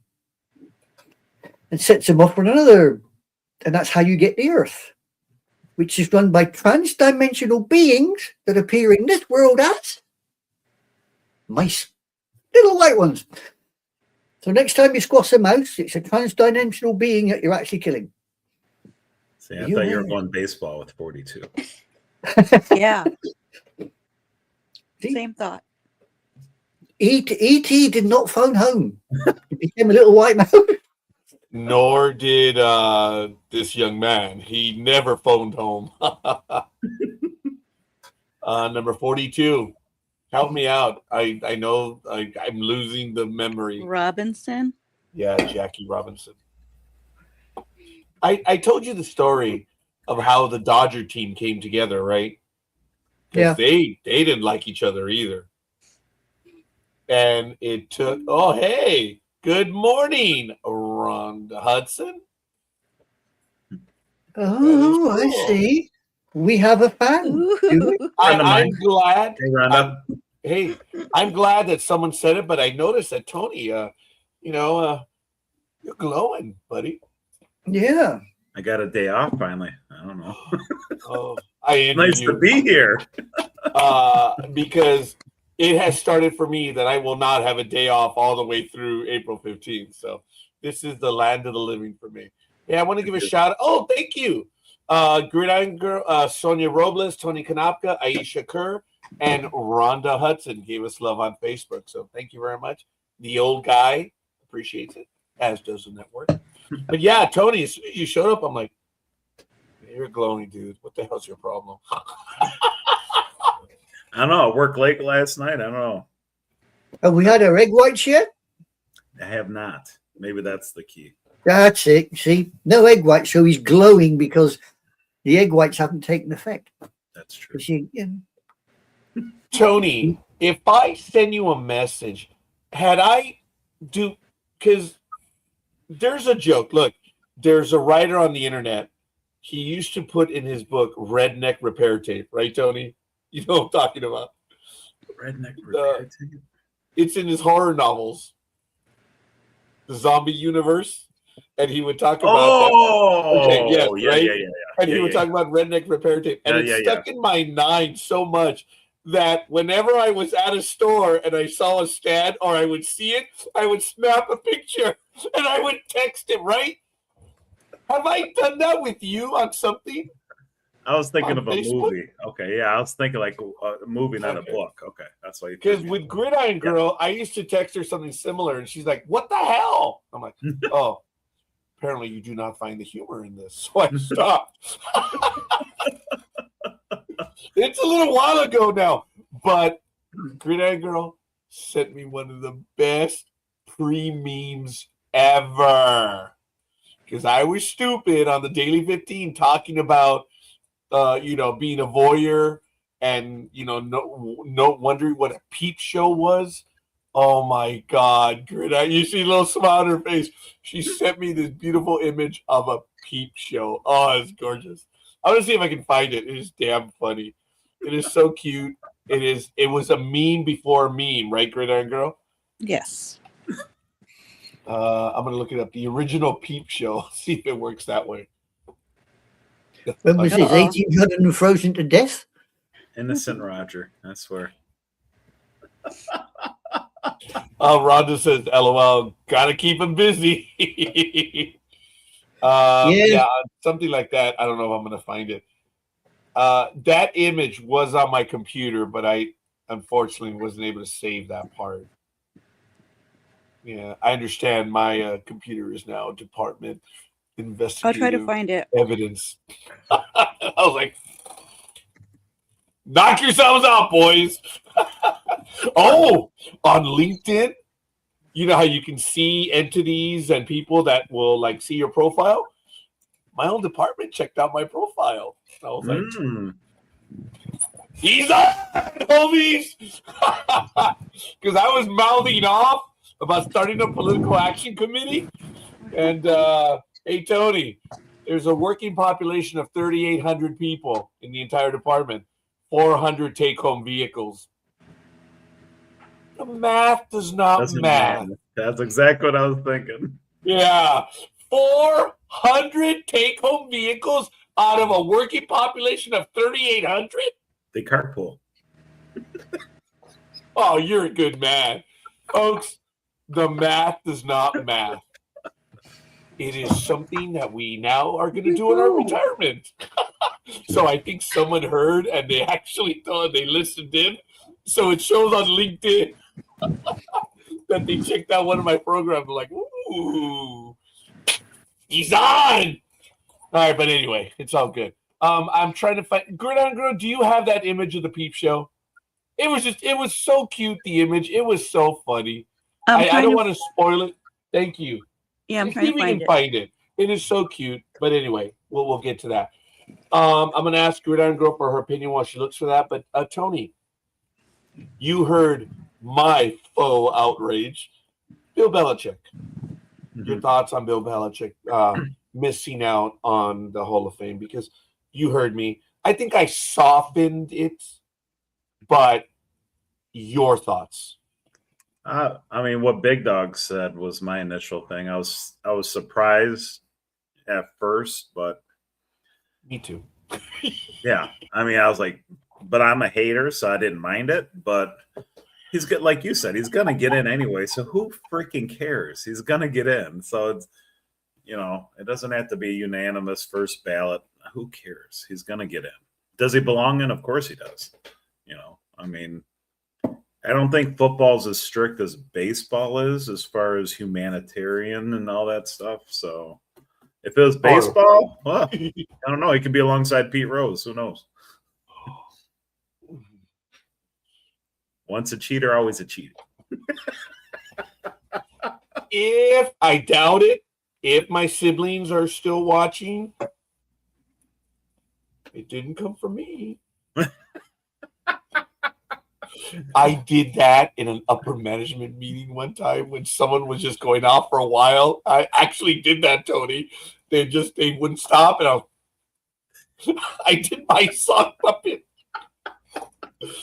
Several of the deputies just looked over at me, and I swear to God, they wanted to laugh. They're like, "Who is this senior clerk? Who is this jackass?" Because they're like, Mikey, what does he get away with it and we don't? Anyway.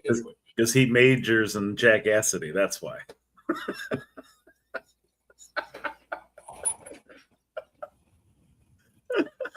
Obviously, the dodo is reading. The dodo is reading the Noriega dictionary these days. Yes, I am. Dictionary, yes. He's got his own dictionary, you know. He's got his own dictionary. Tony was there either on Sports Talk with the Guys or when I did it in the evening when I actually explained when the words are appropriate. And once you just genuinely think you don't need my definition, right, Tony?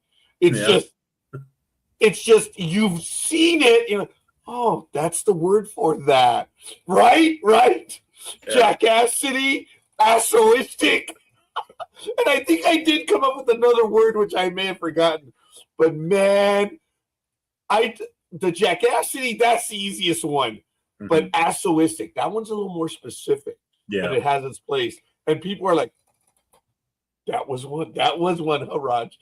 And it was really funny because I would be in the staff meetings and like this morning, man, the English words were flying.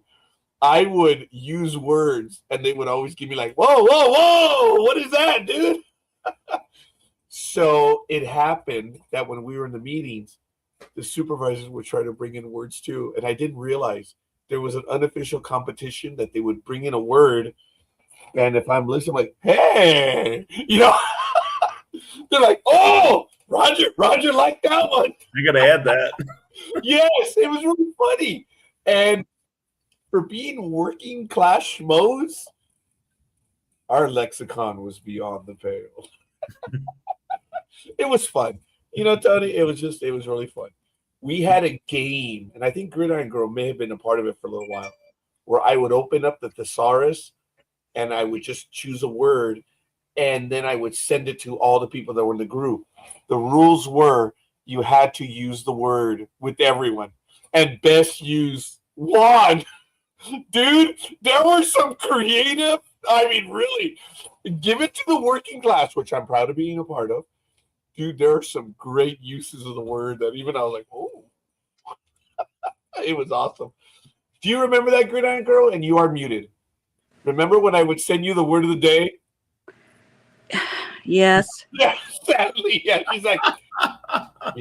she's like, don't you know I'm on payroll deadline? You jackass. Oh my God, there it is. Guys, look at it. Thank you, Gridiron Girl. Tony, look at that. It's a peep show. Oh, that's great. Oh my God, isn't it? Anime Girl, see it? Those are those little peep candies. That is great. I died laughing. I think she sent it to me for Christmas via email. And she was like, oh, you were talking about Peep Show on the Daily 15? Here you go, pendejo. Oh, I never forgot that. Guys, that is damn funny. A Peep Show. It's perfect. Oh, because she said, you're talking about peep shows? Well, here you go. She didn't say pendejo. She does. But it was great, man. I never forgot. The things you remember, right, Gig? Yes. Yes. Those are some of the... You're driving? Because we had 45 minutes to get to go and eat. I'm sorry. I had to hold on. I had to hold Chinese food. Well, we only had so much time, young lady. Soup plantation. Mm-hmm. Yeah. We had 45-minute lunch. I just wanted to maximize the time. But it's funny because you didn't stop. I had to like run to get into your van. Because I'm gonna pull up in 5 minutes. Be outside. Oh yeah, I'm anal about that. Oh, dude, Tony, it irritates. My daughter's driving me to drink. Her jackassic behavior right now is bordering on asolistic impossibilities right now. Yeah, I didn't make that one work. Hi, Rhonda. I'm glad you're laughing at that. I am. It's because they watched every minute of their time. That's why. So I respected that. And, if they're bitching that they didn't have a lot of time, I'm like, fine, I'm going to be there at this hour, clock stop. Let's go. So you don't stop when you pick up Gig. You keep the car rolling, and she's got to hurry up, open the doorway, moving and jump in. That is a bit of an exaggeration. I did pull into the front of the department, and the line was moving. So I was legally stopped as far as a cop was concerned, but Gridiron Girl may not have thought so. I saw it different. Oh, shit. Oh, God, excuse me. There were cameras. I have that in my defense. Back in that time? Okay, maybe not. We used to have something similar about that when I used to work and pick up the squaddies. We'd have them in the car and we'd say, right, we'll drop you off at the train station. They go, great. And you go, yeah, okay. We ain't stopping. You're just going to sharp right turn, open the door, and you've got to power roll out. And then you stand there, what? You're kidding, right? No, we ain't stopping. You got to, you're a roughy, toughy squaddy. We opened the door, you power rolling out that door. By the time we got to the station, he was sitting there giving it, you're going to stop, ain't you, drive? You are going to stop, ain't you? And you go, yeah, okay, I can't afford the insurance, and the paperwork's extreme. So, you're not the only one. I Yeah, have to so say, you know how I feel. oh, stop it. Although I remember one of the best Wednesday Thanksgivings of my life was I used to take the 3 days off of Thanksgiving, and I didn't. The 3 days before, it was a short week at the department, and she was a bit surprised. She payroll clerk, she knew my schedule, and she's like, "You're going to be here." She sent me an invite the day before. She said, "Hey, the department cafeteria is going to have a Thanksgiving lunch. Would you like to join me?" And I was like, "Hell yeah," And I went there and I joined her at the cafeteria. And I remember that meal, and I remember the food was it was all right, man. It was good. And I was in your company, so it made the meal great. And I've talked about that before, the Wednesday Thanksgiving meal. That's how much it's up in my heart. In my heart. No, I think with this is what I feel with. That's why I'm effed. But yeah. I think you actually use your thinking material. You actually sat on it at this precise moment. Which is why every time you pass wind, you have a new idea. He gone! Did it! He gone! Stop hiding, Dodo boy. We can't see you. Oh, Folks, God. Okay. this is NDB Media. It's live, good or bad. It is live. Oh my goodness. So, going back to Mr. Bill Belichick, when I get embarrassed, back on topic, on task. We still going to about him.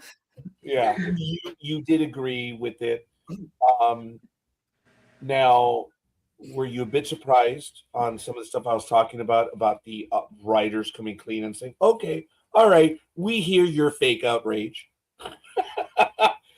They actually talked about the voting process, and even I was like, "Dude, that's crazy how they whittled down the candidates." It's an open discussion, and all of them were like, "Hey, man, we kind of have our game plan, but then there are other on the committee that like, hey, damn, I missed that." And there were great arguments, and that throws it. And if you guys have a chance to read those articles, I think the NFL, there's no perfect system. I appreciate on what they have to go through. Is the NFL going to change the way they're doing it? I don't know, but the system is in place. They're trying to give everyone a shot. Does it work? I don't know. Maybe not. Maybe they need to have separate votes. Your question was Gridiron Girl? Are you watching Apple TV right? Yeah, she is. God, what are your thoughts on Belichick?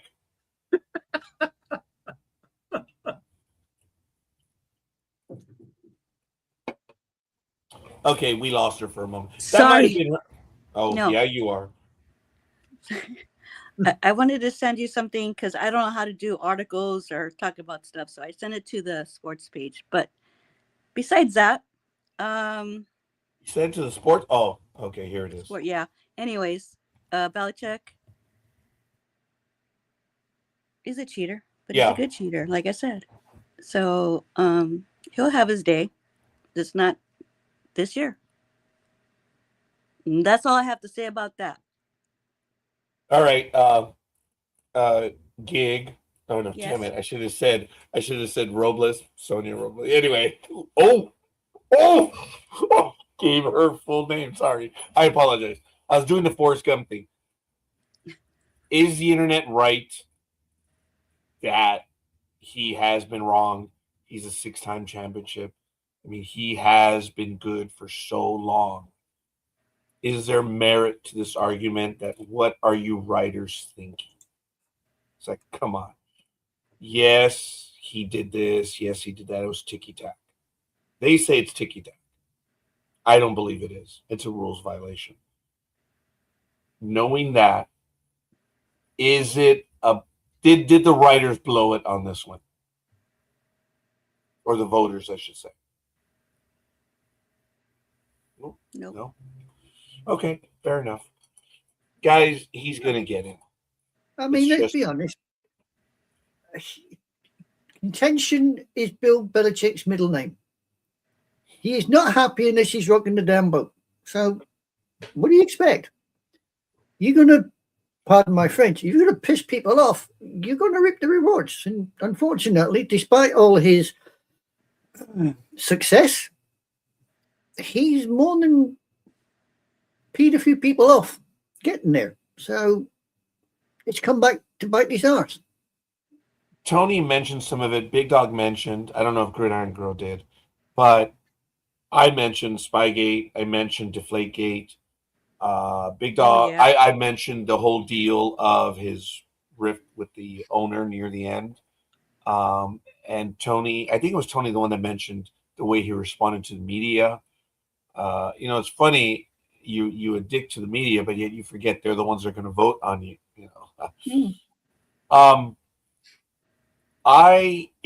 If you're gonna ask rules scorekeeper, which is who I am, he is not a first ballot Hall of Famer. Okay. And again, that is my opinion. Is he a Hall of Famer? Yeah. But you know what? Dude, you did F up. You did. So it's gonna cost you a little bit of time. And maybe that's the whole first ballot thing. You're gonna get in, but you need to understand. And maybe that's the ultimate measurement is when he gets in as to what he did. Go ahead, Tony. Will they do the same for Brady? Yeah. Because he knew about all those things, the plate gate, the balls. He was part of it. My first thought was no. Right. Yeah, my first thought is no. Because he got along with everyone. And even though he Right. broke his phone when they did the investigation.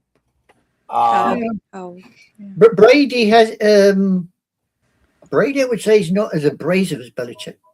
Right. Yeah. Let's be honest. He got along with everyone. That's the difference. Belichick is abrasive. Brady's not. Brady's amiable. You can talk to him and he will take his time to respond.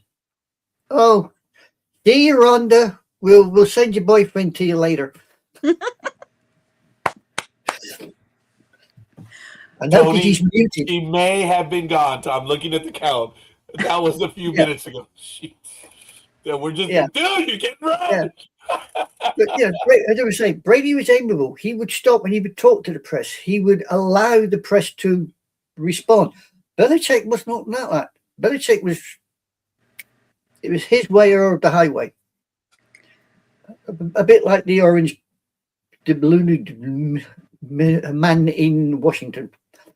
I nearly swore there. Well, hold on a minute.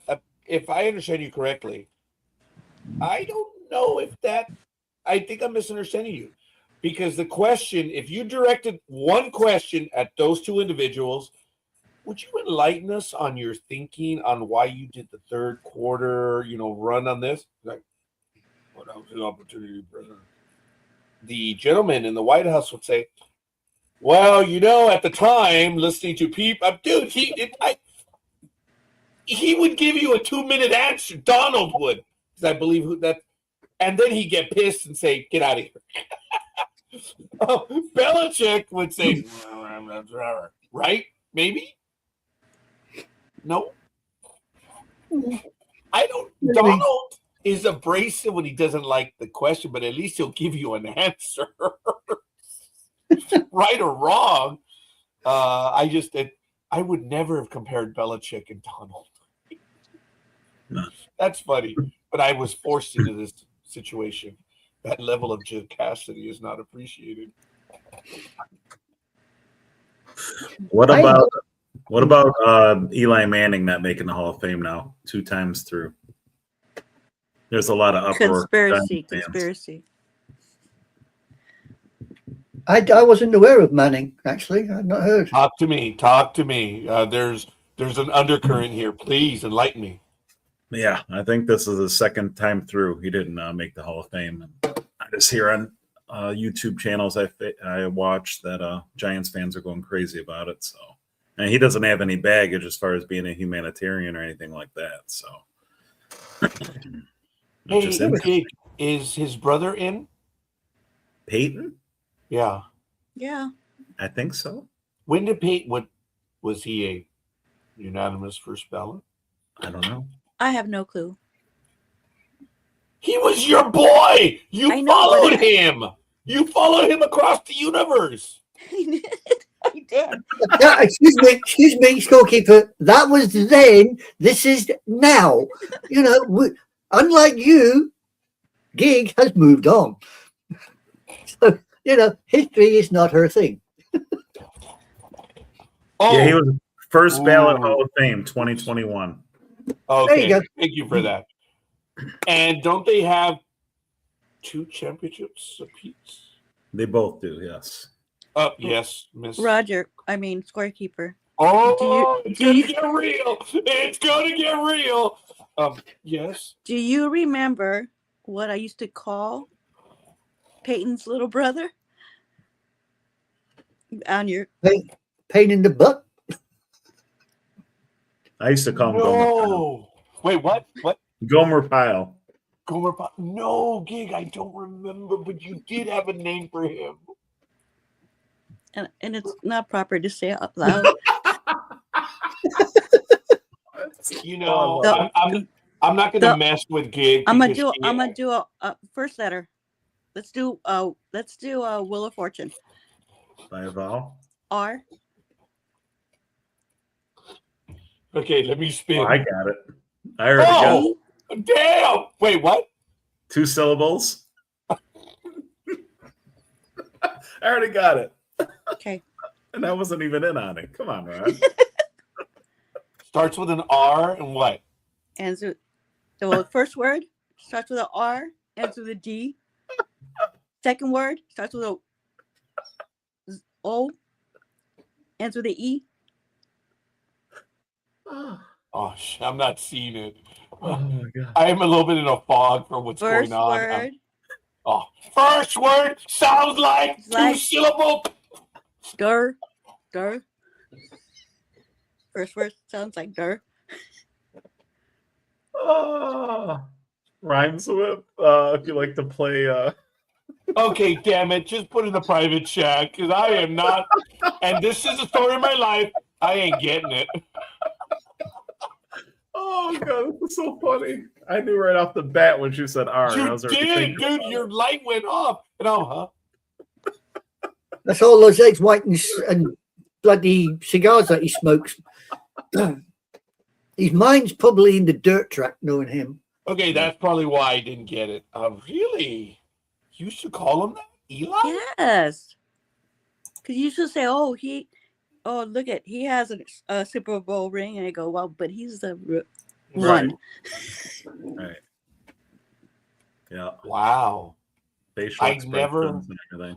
I guess I forgot because due to familial connections, you know, it could be many members in the family. That's, So that may have hit a little close to home. I'm not talking about my yeah, I'm daughter. sorry. She's Yeah, sharper. She's sharper than most. My daughter But is that's sharper not- than most. But that's not. Now you Okay, see, I There's a would, difference. I would have said appreciate that you more for the.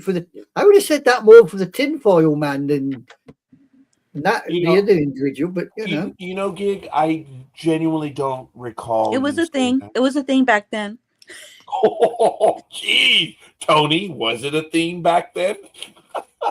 Yeah. Yes, he got it. That's funny. No, he did right away, and I did. Why is it because of the way he was on camera or something? He's just a little Really? slow. Mhm, He's just a little slow.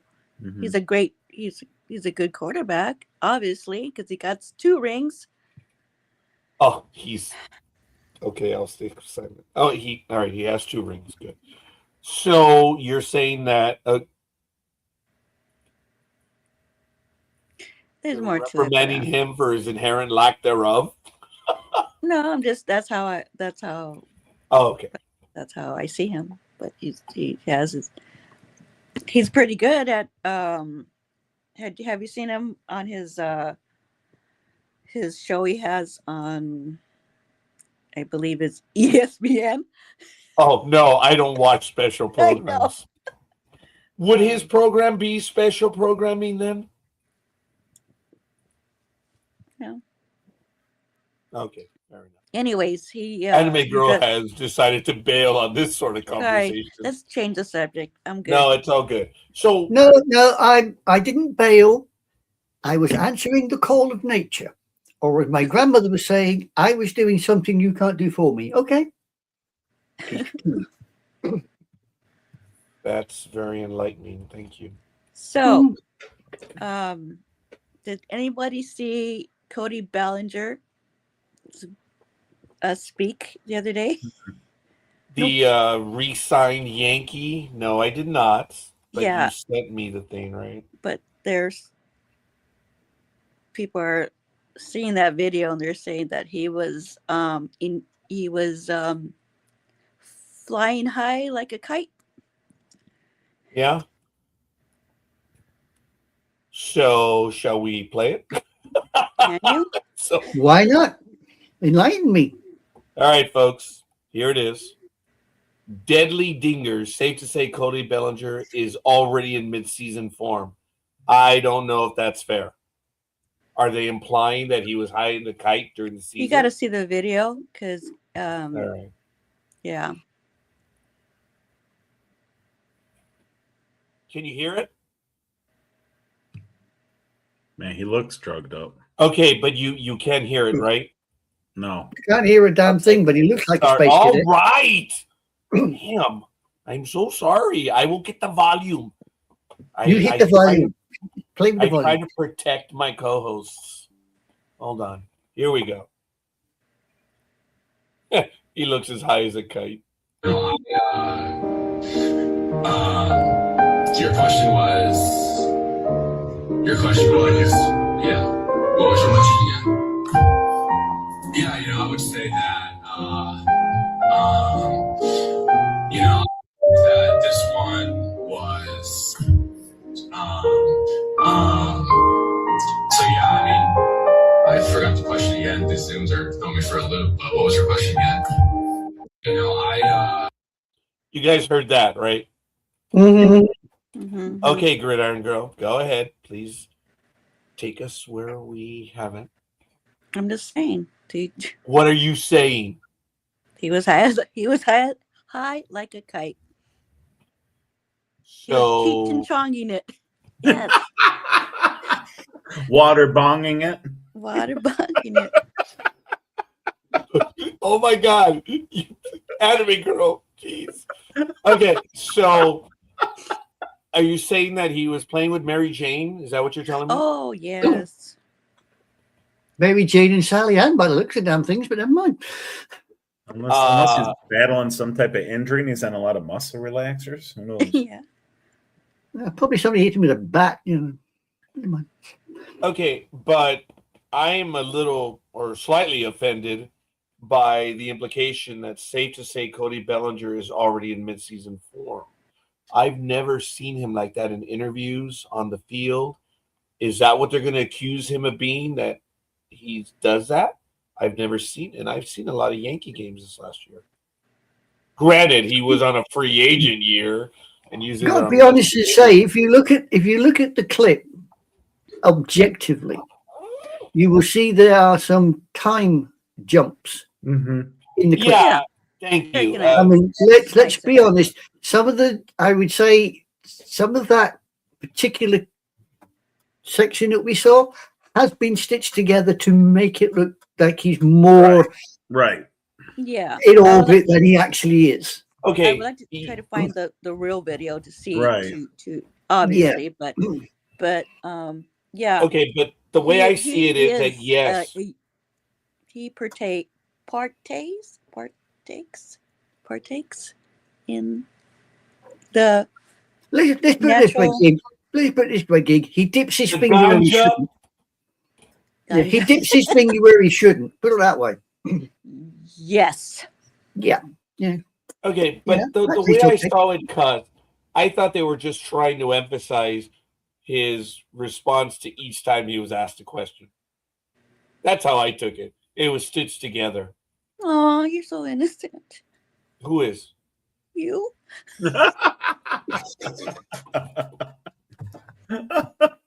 Wow. I'm sorry. Don't apologize. It's a sign of weakness. I sorry.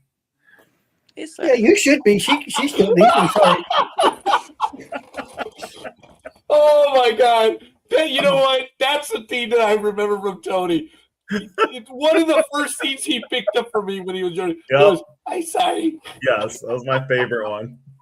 Oh my God. And it had to be special. It wasn't just, I really meant it.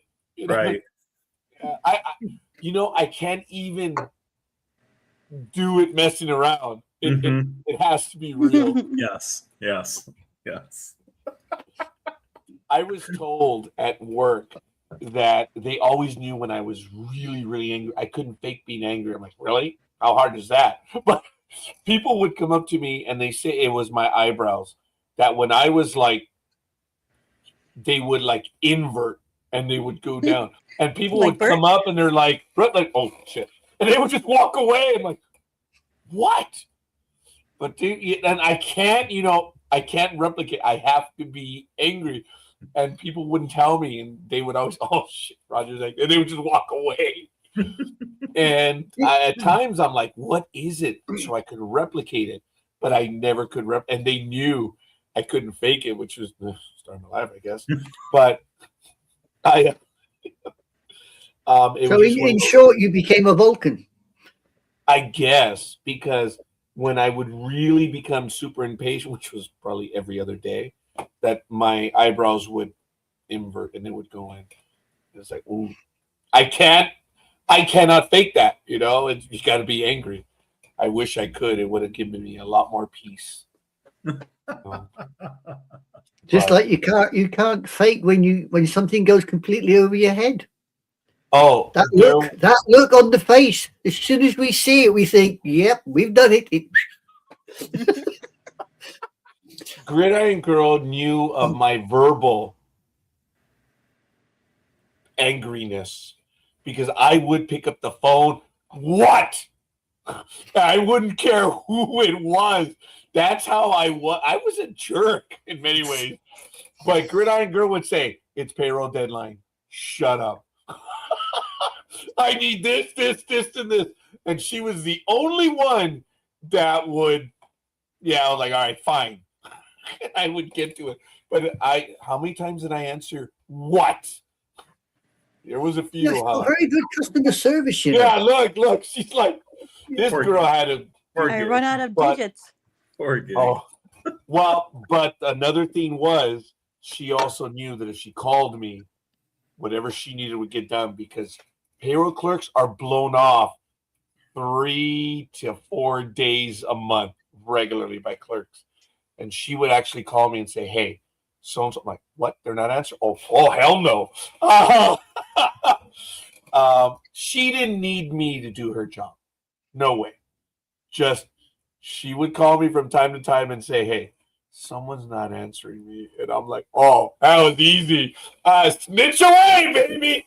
I'd go to the supervisor and say, I wasn't I? Yeah. But she didn't need me to be that. Because she could have called.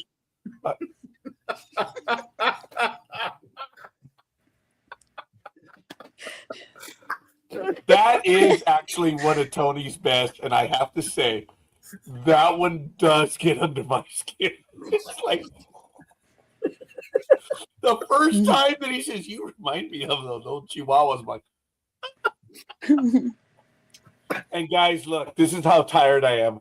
When we were talking about something, I was going to show you that I never changed. I was going to show you my Yankees.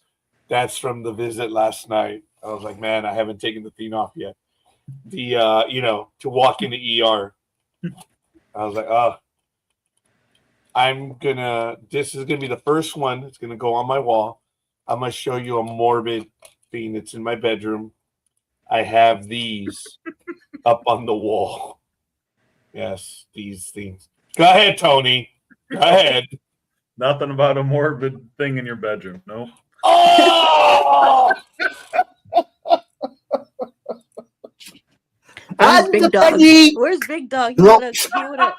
Yep, the Thank penny. God. Thank God Big Dog is not here. But Right? guys, but look, it does get under me about the red scene. I'm like, yeah, let it go. Fuck, just let it go. And he found that one thing that gets under my skin. Because he could make fun of me, a Red Sox fan, and I don't care. But when he says your second favorite team, the Reds, oh, that grates on me. And he knows, because I'm like, dude, how dare you insult me in such a fashion? So Yeah, but I- you know how to get back at him. You of just turn around and course. say, well, your favorite team, the Celtics, are doing well. That's it. Oh, You yes. watch Big Dog take off like a Saturn V rocket. But You that's think, not yo. my intent. Big Dog lives to get under my skin. He does. Well, who And doesn't? Tony doesn't. But he did fine last year when he used that Chihuahua. I was like, what the hell, dude? And he waits for these special occasions. Yes. Damn it. Yes. Yeah. Well, you know when somebody's got when somebody's got a Chihuahua in the house. Anyway, you put your leg through the window and you get a wet foot. That's why you got Chihuahua. Oh my God, that's funny. That is. Gridiron Girl does not have Chihuahuas, though. No, I do not. Oh, did we get offended by that? Yes, I did. It's like, no, we do It not. could be worse. You could have them sausage ducks. You know, wieners or something. Oh, yeah. No. They're Yeah, Vino no. Hood. Yeah, the Vino Oh Hood. my goodness, that is crazy. So look, knowing what we've talked about returning, and we're going to keep the conversation going. Should there be changes? Well, actually, you guys need to take a look at the articles on how they do the voting. They do it all as a group. They give you so many votes. They do it in a day. Do you think that they should classify the groups? Well, that's the definition of classify, right? Oops. I'm sorry, I must be stuttering. Anyway, that's what I always mean when I say classify group. Did I just stutter? That's usually what I mean when I say they're saying the same thing. Or when I say stupid public works engineers. Did I just stutter? Anyway, Jay's not here. I respect him, but he's not here. And I did not mean Jay. He's actually smart. So, He's on his OnlyFans page. God bless him. Do you know, I told you guys that I always had the impression that Jay was very tall because he would always come over to the conference room to talk to me and he would always stand up. Dude, he's a tall black man, okay? He's a big guy. And then when he came over the house for the Super Bowl, there's a picture of Jay and I together. And I looked at the picture, I'm like, I'm taller. For 10 years, I had this impression that you were. I don't fear you anymore. You little shit. I think I told him that on air, right? I did tell him. I said, I don't fear you anymore. I'm taller and I'm older. So toma. I think the first time you ever said it, you actually showed the picture. I You actually did, showed didn't I? the picture of you and Jay. And you know, Jay's down here somewhere, and you went, see, I'm taller. It's a big deal for me, okay? I talked about it earlier. Nicholas, who's like, he's taller than I am, but he was like 6'3". So, but anyway, yeah, I'm taller than Jay, and I'm older. But he's more And wider. and he's more successful. He's an You didn't hear engineer. that? Hey, you did hear that? Are you taller than Big Dog? No, Big Dog's got me by 2 inches. Okay. But on the basketball court, I got him by 2 inches. Oh yeah, dude. I actually have a long wingspan. I genuinely do. And he always said, dude, if I had your arms, I said, what? What? You be in the NBA? No. I do. I really do have a long reach. And when I was in freshman basketball and even sophomore basketball, this is all I did the first year. Come on, you little shits. Come on. You want to drive on me? Dude, I didn't know any better. I played jungle ball. Like, come on. You're going to drive on me? Dude, psycho eyes. You know, I'm like, oh, you're driving? What am I going to do? Foul them? What's going to happen? It's a high school game. Right. Yeah. I didn't realize how much jungle ball I actually played till someone set me right and say, dude, no one wants to play with you. You are dangerous. That's right. Iceman. You see, I got put off. I got put off playing quote ball games while I was serving, because we used to have a game that they used to set up. It was called Murder Ball. Don't even heard of it. And what they used to do is get a £5 medicine ball and put it in the middle of a football park, and then split the unit in two. And the way you played the game was the ball had to reach the enemy's touchline. That was it. That was the only rule. That's awesome. And that's all you did. You had about 50, 60 guys on each side Wow. to move this ball Wow. halfway down a football pitch to the enemy's, sort of like getting it from the 50-yard line to the touchdown area. That was it. You got it there. It was up to you. How long it took you to get it there was up to you, but you had to get it there. I kind of got put off playing because no matter how it happened, I ended up with the idiot at the sidelines, normally getting walloped and sent flying. Nah, I ain't playing no more. You want a medic? Yo, you want a player? No. I mean, there was some. I'm taller. Really?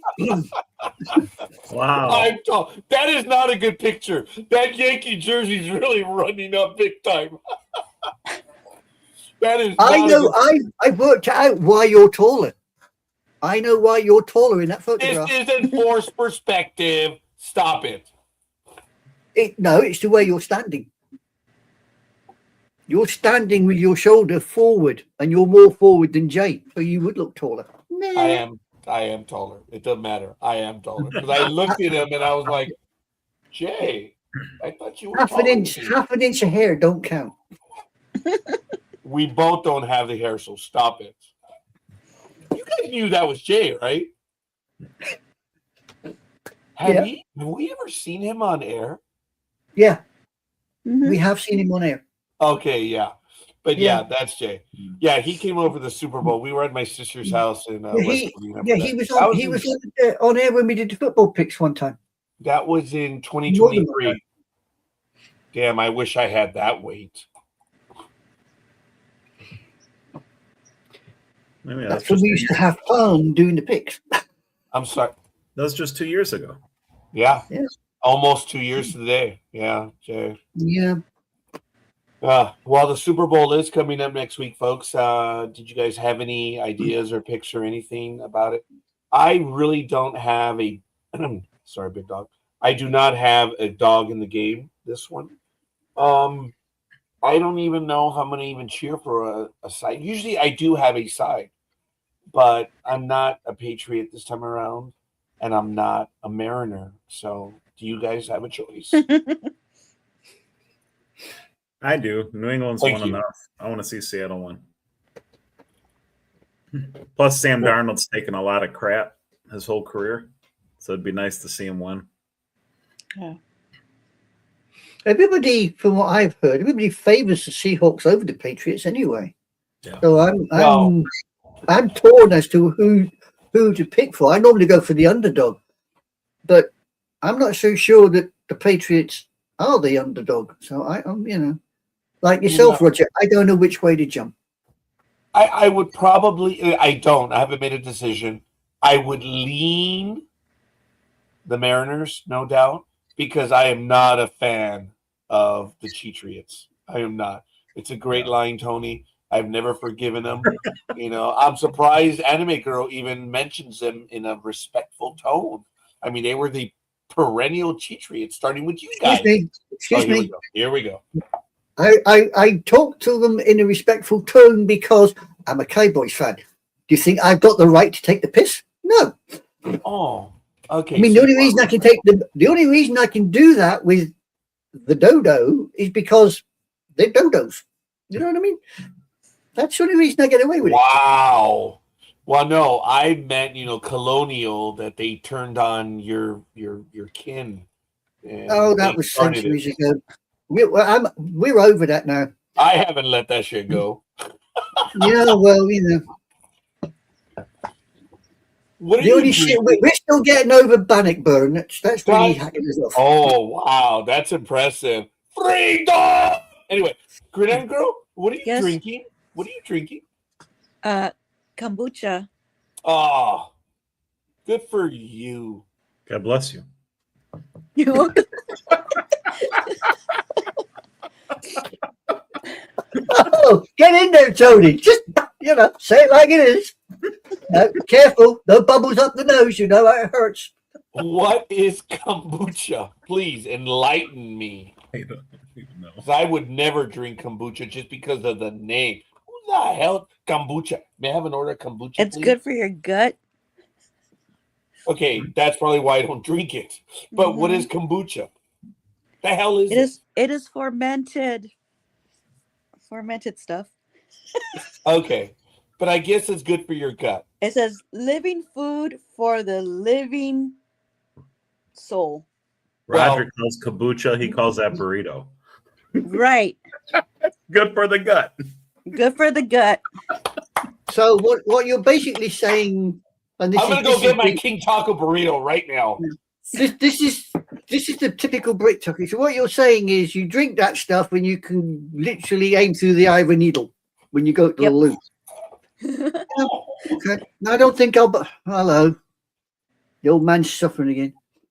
But it's fermented. All those fermented foods like sauerkraut and kimchi. They're good. They help that good bacteria form. So fight off the bad stuff.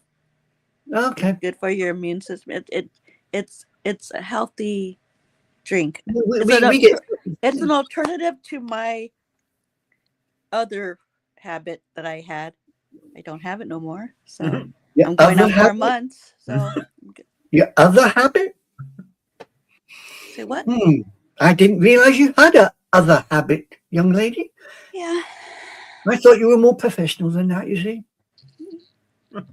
Other habit. I mean, this one's got another. He sits there and he goes on about all this healthy food and egg whites and all this, and then he goes on some bloody sales drive for cigars and eats bloody Christ knows what while he's out and about. And you think, well, what's the point? You're eating all this good food at home, and then you spoil it when you go out. Smoking cigars, drinking booze, and eating whatever. There's no calories. There's no calories in cigars. No calories. Yeah, okay. So it works with my diet. No calories in fresh air, but you keep no calories in this water. Yeah, what a bit. Yeah. It's not the water that's the problem. It's the additives that they put in the water. That's your problem. Yeah, no calories. That's all right. Does it have any natural flavors in that water? No sweetness, no sodium. No sugars, obviously. I don't know, made with natural flavors, so I don't know. That's the red herring in that. Yeah. Yeah. Yeah, see, over here, when they say fresh juice, you got to ask whether it's concentrate or. Yeah, I don't drink juice because all the sugar. Oh, hello! Look, here we go. Oh man, that looks definitely pornographic. Please don't put it in your mouth. Oh, damn! I didn't hear what. That's a good thing. I could repeat it if you like. No. No. Okay, I'll leave it He has because to the hold minute it you again. He has do, to hold he's it going to again. stop laughing. If Okay. that goes where I think it's going to go, he's going to crack up. Yes. I'm having my kombucha right now. Mhm. Yeah, whatever. Yours is like 9, maybe 1,000 calories. Mine's just 50. That's what I get That's all what day. I'm having right there. That baby right there. Mm. That Oh, man. burrito. Your gut. I feel sorry. And thank you. Is this, thoughts and prayers type thing? I'm not being disrespectful, but I think that does come across. I didn't mean to say it that way, folks. Is that what you're saying? It's your gut, not mine? Folks, it is a glorious theme, the King Taco burrito. It is just, let's see if we can do the images of King Taco. Yeah, look at that. Oh, I'd love to know the calories. okay. Tony, but I think this was one of those that I admitted to you that this is comfort food. Yeah. There's nothing healthy about this. I mean, I've never had a burrito I didn't like. Yeah, I get it. Oh yeah, this is, and you know what? I guess Gmo at 11:30 last night, she was not feeling. She goes, "I want King Taco." So it was genuine comfort food last night. The burrito, yeah. And Ariel, who does not eat late, also ate late. So we went late last night. And Gridiron Girl, even at 11:30 on a Friday night, there were 4 people in front of us in line. What a shock, huh? Oh, yeah. Yeah, on a Friday night at 11:30, that was a bit of a surprise. But after midnight, it picks up again. Not that I am saying that's a great time, but if you want to hit King Taco on a Friday or something, 11 to 12. That's the odd hour. Yeah, to absorb the alcohol.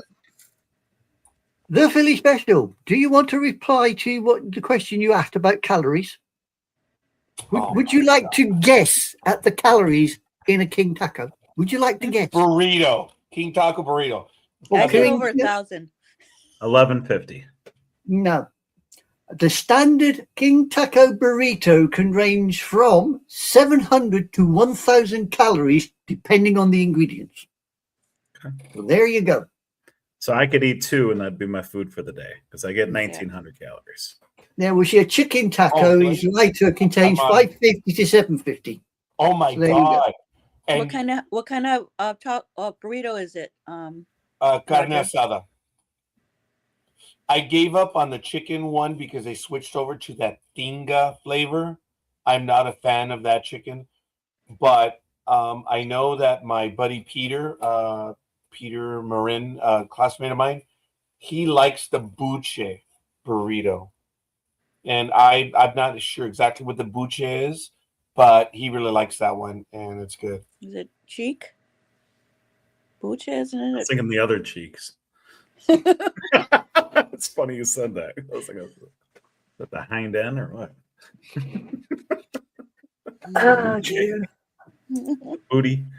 Buche. Go ahead. Look it up. She's doing it. Anime Girl's looking it up. Please, No. I was actually going to reply in this fashion, actually. Some of you came from the "if you stop crying, I'll buy you something" generation. I came from the "if you don't stop crying, I'll give you something to cry about." Yes! Yes. I think I may have used that one at work once or twice. Oh, you cried? You cried? Stop crying. Yeah, I keep them sort of things. I find them and I put them to one side and I think I'm going to use them one day. I'll find a reason to use them one day. So. Meat from a pig's stomach. Oh. Buche meat is meat from a pig's stomach, commonly used in Mexican cuisine. It is a mild, slightly tangy flavor and a unique texture. Stomach. Wait a minute. That is tender yet slightly chewy. Buche is often used in dishes like carnitas and is favored for its versatility in various recipes. Before cooking, buchi is typically cleaned with vinegar to remove any impurities and odor. Knowing that it's from pork, I would be losing my mind because I was in biology first year, and it's that little thing that if you don't cook pigs, trichinosis. If you do not cook pork correctly, you can get trichinosis. And all I remember is seeing that little thing inside the pork's meat. And I was like, me no likey. Exactly. Me no like you either. Oh, so you don't do pork? Nope. Dude, No pork. if you walk in, it's just the way the culture is, huh, Gridiron Girl? There's a 50 to 70. She already knows where I'm going. There's a 50 to 70% chance there will be pork on the menu that night. I am not a pork fiend myself. I think I made Maggie cry the first time I said, I don't really want pork in this house. So she was like, so when are you leaving? But anyway. You all laugh. Even Gridiron Girl. Look at her. She's like, all right, stop me, little shit. Guys, I think I was going there, right? No, There's so this great. my Okay. mom, when I was a child, my mom's Italian, so she would make lasagna and bring it to my dad's family's house, who were Polish, because they would eat ham. And even as a kid, I wouldn't eat ham. I didn't like it. So yeah, You see, I'd have with me- lasagna. Yeah, see, with me, it's the other way around. I won't eat beef at all. Wow. When they started to suffer from mad cow disease over here, that was it. I took one look and I could see what could happen. No, I will not eat beef. I don't eat lamb. Oh, I love lamb. Chicken, turkey, and believe it or not, pork. And over here, when I cook pork, believe you me, when that comes out of the grill or the oven, the damn thing, it's not only dead, it's freaking cremated. Okay. There is no way you could, there is no way you will stab the damn thing and anything's coming out of it except steam. I've got a neighbor who shall remain nameless. When he has a steak, literally it's out of the fridge, wallop on the plate, and then he's eating. And I'm sitting there and I'm thinking, excuse me, the damn thing's asking for a vet, for crying out loud. No, I will not go near beef. No. Yeah, that's gross. Yeah. Gross. Yeah. Man, it's amazing it's done for animal cruelty. It's still breathing. It's asking for a vet. That was funny. If mad cow would have happened today at work, I would not have gotten away with what I did when I first heard of mad cow. I was sitting at my desk. I heard mad cow, and I looked at my portly coworker.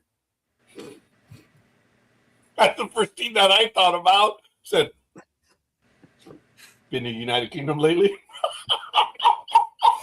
Oh my God! The office started laughing.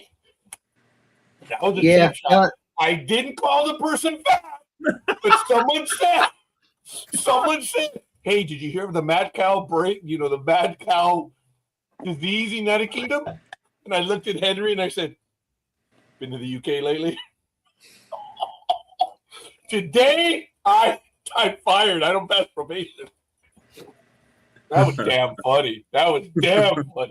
Henry, God bless him, was also the guy that served in the army in Vietnam, but he was deployed to Europe. He says he was one of the luckiest guys, but he went to Europe for his deployment. He served quite a bit of time.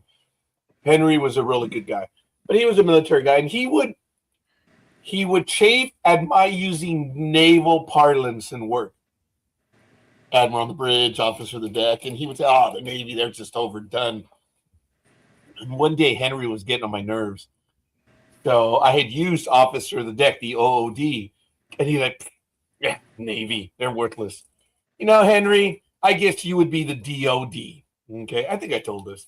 And people were like, ooh. And he said, oh, Department of Defense? No, the dick on duty. And you know what? He even had to make yes. I said that, the office laughed. To his credit, he was like, DOD. You know what? He had a sense of humor. The bastard had a sense of humor. Everyone laughed when I said, "No, you're the dick on duty." Oh my! I'd be fired. I would be fired today.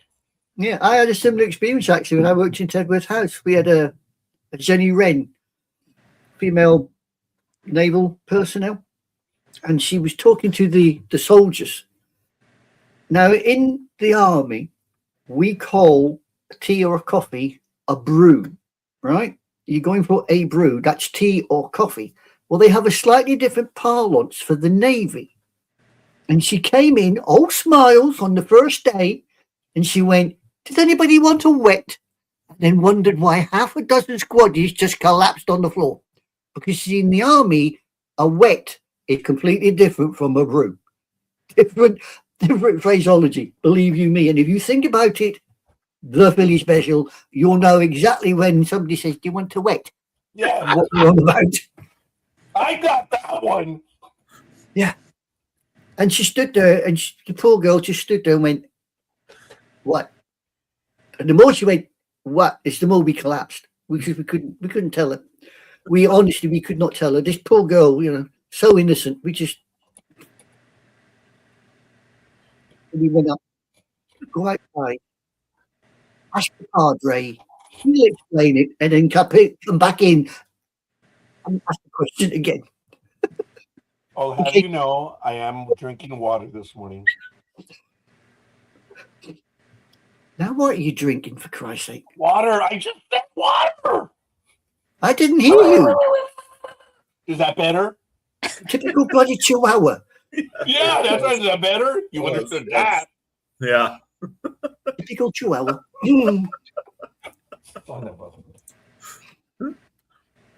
I'm sorry. I'm enjoying this damn burrito. Yeah. Well, I'll tell you what, while you enjoy your burrito, I'll share this joke with everybody else then, okay? There you go. There's a joke for you.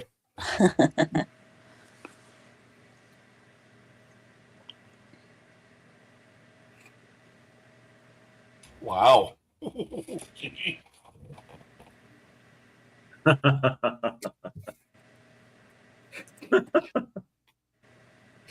I saw that and I fell about laughing instantly. But that's my sense of humor.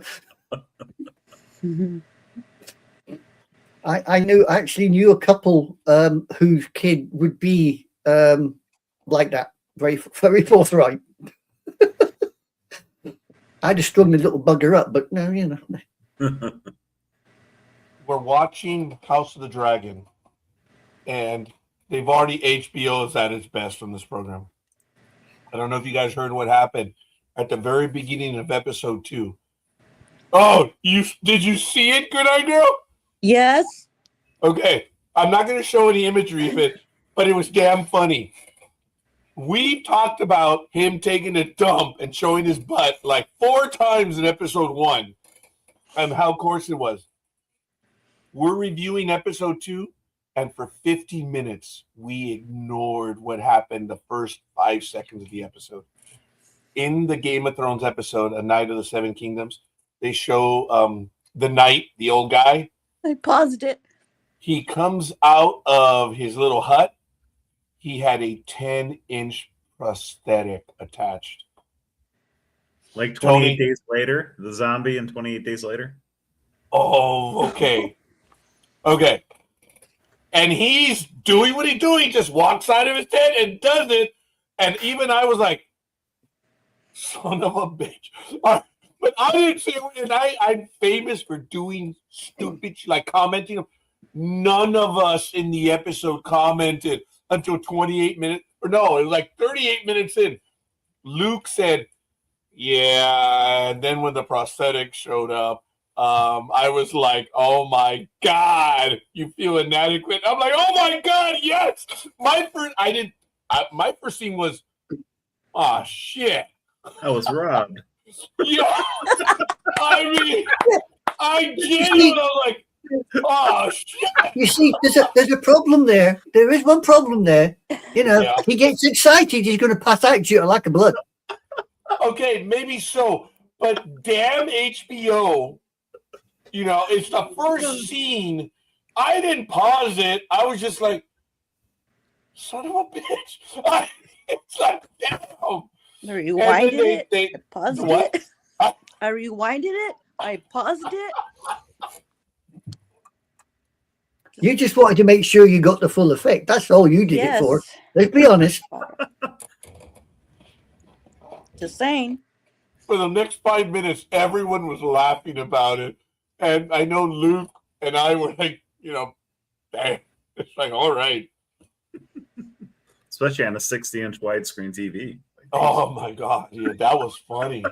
I saw it from a distance, man. And it was like, huh? Oh, like, wow. What was so funny was when we were reviewing it on Monday night, the first 40 minutes, no one mentioned. And pardon the pun, Roger's famous for going beat by beat. Sorry, I actually said that. And that is damn funny. And I knew where I was going. But anyway, I am. And no one said a word. That's what was funny. We were all like, okay, who's going to be the first idiot to broach it? And they're like, Raj, batter up. Pardon the pun. Batter up. Oh, the undercurrent of the review on Monday, the tension was hilarious. It was actually a good episode. It was. But when Luke finally broached the subject, we all died laughing. We're like, oh, thank God the young kid did. But his thing was, man, thank you, HBO. What a way to make you feel inadequate. Oh, my God. That broke the ice. It was funny. But yeah, good gig, huh? Holy crap. Yeah. Yeah. And, the watching thing it is, on an 80-inch screen TV. Damn. My daughter. Good for you. No, I think I had a 40-inch in the bedroom, so and sadly, it was my TV.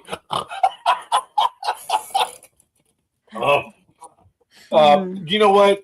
It was done in good-natured fun, but I'll never forget. No one of us said a word. HBO, that was funny. But that's HBO, man. Jeez. It was a good episode. But anyway, let me see. It's 8:48 a.m., ladies and gentlemen. This is Sports Talk with the guys. We're just trying to get by right now. I appreciate having Anime Girl, the Philly Special, Gridiron Girl. Get it right. Get it right. I did. Good. You know how dodos like to preen. That's why it's the Philly Special, because he likes to preen himself with the. He likes to preen The Philly Special. Yes. Mm. Yes. Sure. Okay. Robert's. Don't worry, you'll catch up one day. Robert's duh. Yeah, you actually do have it in capital letters. Yep. That is directed at me. It is. And it's funny, you just noticed it, and it's been up there for God knows how many months. It was it last week or the week before? Oh, no, it was a week before. No, it was week. It's within the month. Yeah, within the month. That I was like, oh, shit, it's capitalized. The. It was 3 weeks ago. Yeah, it's 3 Yeah. weeks. That's funny. Those are the things. And everyone's like, yeah, if it's not about Scorekeeper, he doesn't pay attention. Those are the subtle little things. Yeah. I noticed that in other programs, the hosts will screw with the hosts by saying, oh, remember when we used to do that at the other program? Oh, that was so messed up, man. When the other host got authorities, the tagline would be changed or the name of the person would be changed. So you had to be paying attention. that was what we have another enlightened sense here. You did that to me more than once, Scorekeeper. I did it once. That was it. But I believe we have a much more evolved sensibility. We insult everyone to their faces. I think that's what we do. I agree. Oh my God. So, what are your plans for the big game, Tony? I'm trying to. My boss wants me to work, so I'm trying to find a cigar lounge to do an event. I know. So I'm not looking too hard, to be honest. Yeah, he wants me to do a cigar event somewhere in any of my 3 states I cover from like noon to 4 p.m., 5 p.m. That's not even over to. Oh, before the game. Well, I but am still going to might have a 2, 3, 4 hour drive home after that, so I missed the whole game. So I was going to say, what would be the point of doing an event on the game day when everybody's going to be watching the damn game? And it's a Sunday. It's not a holiday. Before the game. So there's no premium pay, man. Yeah. I'm salary, so it doesn't matter. That's the thing too. I don't get paid any more money or make any more to do events on the weekends or anything. So yeah. That's why I'm so happy to be off this Saturday and working the last 2 Saturdays because I don't get an extra penny for it. So man. Salary jobs are fun. Especially on February 29th. Good intro. What are your plans? What is it? Without being rude, Tony, you're not on one of these 0 hours contracts, are you, man? Yeah. Oh, damn. I wouldn't. Nah. Yeah, I got offered one of them, and I politely told him to stick it with the sun don't shine because I'm not into 0 hours working. No way. Yeah, like yesterday, I started at 8 a.m. and I got home at 10:30 at night. So yeah. Cool. But do you get paid for the whole time? Do you get home or not? See, now I get the same check every week. Nah, see that? Nah. No disrespect, mate, but that was me. I'd tell him to stick it with the sun don't shine. Yeah, it's my first salary job, so still getting used to it. Oh, so you salary man. Oh, salary man. Yeah. Right. Yeah. Oh, you go well in Japan then. They're salary men at home. And you get in before the boss and you don't leave till after the boss leaves. So if the boss is there at midnight, guess what? You're doing it. Oh, hello. Cough it up, Roger. It's a good watch. Yeah, we can't do Heimlich on you right now. Yeah. No, when leave Heimlich out of it. He's good, No, when you guys said, you can't leave before the boss, I'm like, oh, fuck. Or if that. I mean, look, I did everything you had to do. But when that bell rang, boom, I was gone. I always got in early. That I did. I would get into an hour and a half, up to an hour and a half early. So much so that they acknowledged it, that they even moved my shift. So I started a whole hour before everyone because I was already there opening the building and everything. And someone said, Klutz Roger, if he gets hurt.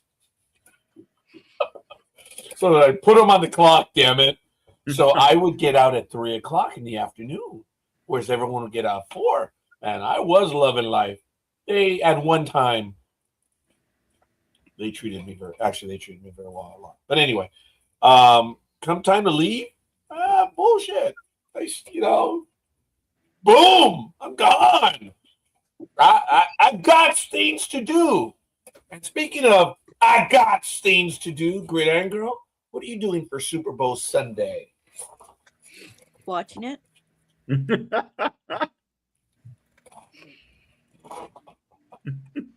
Well, there you go. It's an honest question, an honest answer.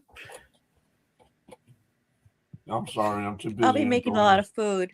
I will not be counting calories that day, that's for sure. Same. If I get to watch it and enjoy it. Same. Yeah. You gotta have cheat days. Super Bowl's a cheat day. Definitely. Tony, can't you do something like maybe a 2.5 hour event, maybe starting at 11:30 and ending by 2? Or that still would, because you've got to break everything down, you got to put everything away. Yeah, I mean, well, you're still effed, right? Yeah, because I do have to do that, and plus, it depends on the order. We do tasting events, which they would have to spend like $2,500 for a tasting event, and those are usually 2 hours. But a regular event, they have to spend $5,000 to $6,000 minimum, and it's a 4-hour event. Yeah. Yeah. So I That could get wasn't away, the away salsa. with the tasting. I could get away with the tasting, but I still got travel and breakdown, like you said. So I'm trying to find somewhere close to home so I could go to my cigar lounge where I'm a member at, which I could. It's a half mile from my house, and watch the game with all my friends. So that's the game plan. Yeah. Hopefully, Tony. Hopefully. Sounds great. Oh yeah. I'm trying to get an event there, but he just spent a bunch of money with me, so he really don't want to spend anymore. Oh. What are you gonna What are you gonna cook, Gridiron Girl, on that day? Yeah. What's the menu? Well, I do smoke a tri-tip. Tri-tip. Would you explain that to Anime Girl? I'm afraid to hear this. A tri-tip? It's not tripe. No, Tri. I'm sorry. I don't know what. It must be the accent. I apologize. Tri-tip. Yes, thank you. That's it. Let's smoke it. Tri-tip beef. You know that, Tony, don't you? Roast. No. Tri-tip? Really? Tri-tip roast. No, This is I don't eat roast, so that might be why. It's a California thing. Oh, okay. Ah! It's not an East Coast thing. No, you know. See, that's why I don't know what the hell it is. I know. It's a. I was going to say, you're closer than I am, Philly, and if you don't know it, I got no chance. What the Right. hell? There we go. There we go. Yeah, I'm looking at it now online. Tri-tip recipe. Here it is. Yeah, it looks good. So that's really a West Coast theme? That's yeah. Because I think brisket is Texas. Tri-tip is more West Coast. Okay, Gridiron Girl, it is your accent because I know what you meant to say, but all I heard was breasts. Breast? But you said brisket, right? Yes, I did. So it is your accent. Whatever. It's known as California's cut or Santa Maria No steak. way, Yes. really? Yeah, I just Googled it. Yep. Wow. Okay. Yeah, that's a California thing. Yeah, Wow. but it's Sorry. delicious. Mm-hmm. Yeah, makes chili- It's beef, so what? As they say, it's beef. I'm out. You're out. I'm in. But I'm I in. do grass fed, so yeah, I'm in. I'm a little anal on that one. Big dog, we're okay. It's not here. All right, we're good.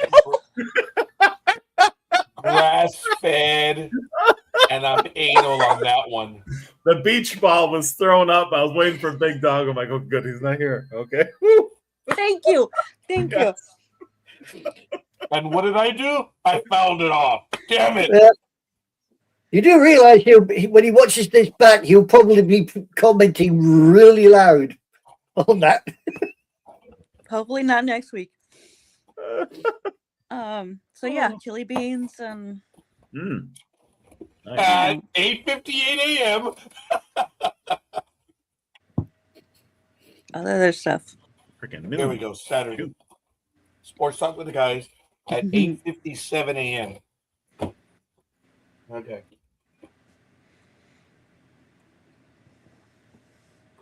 Okay. What the hell is he doing? He's still eating that damn burrito. Oh no, I finished that bastard. It's like Okay. long gone. Yeah. Oh yeah. I'm mourning its passing. Lick the And that's plate. why when you said still, I know that thing's been committed to memory. Gridiron better. Girl, So much better than my Mentioned. oatmeal. tri-tip, grass-fed, and anal.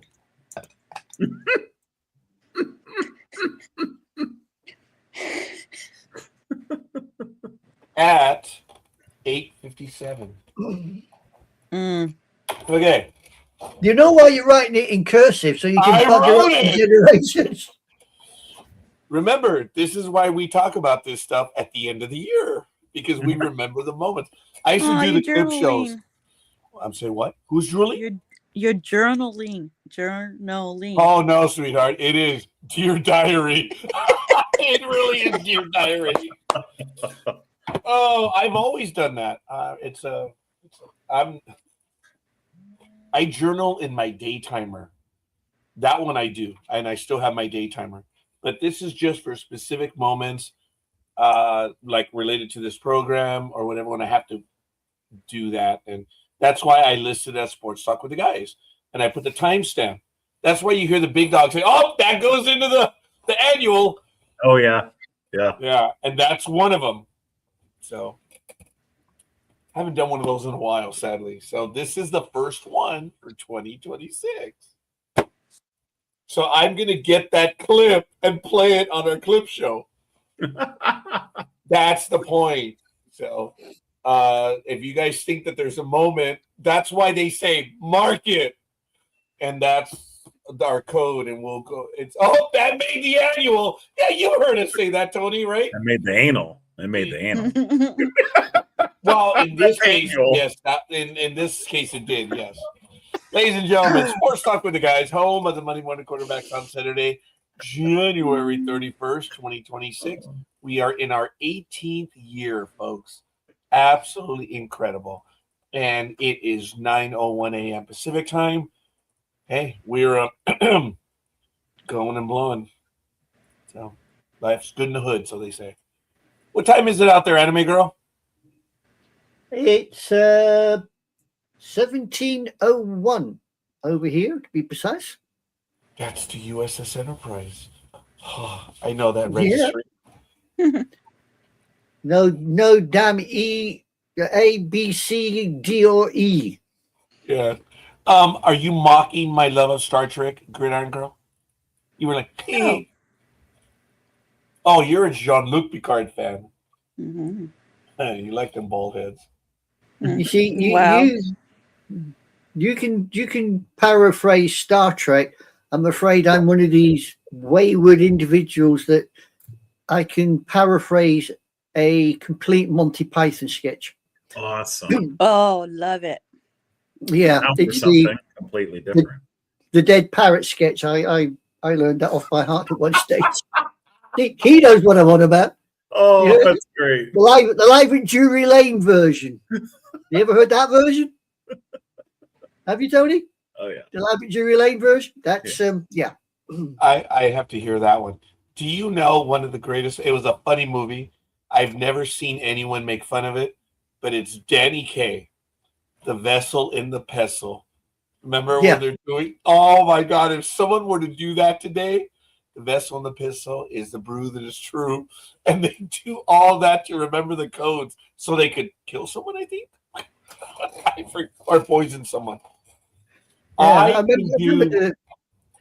remember that film, but I can't remember what it's called. Yeah, the court or some. It's not the court jester, but anyway. Sadly, I can do a scene from Beverly Hills Cop, Eddie Murphy. I can also do the one, Love at First. No wait, the Hamilton movie, where he's, oh my God, where he's Zorro the Gay Blade, and You got that down, huh? sadly. Oh, dude. Dude. It's where the two brothers. Have you seen the movie? Yes. No. Wasn't that stupid this time?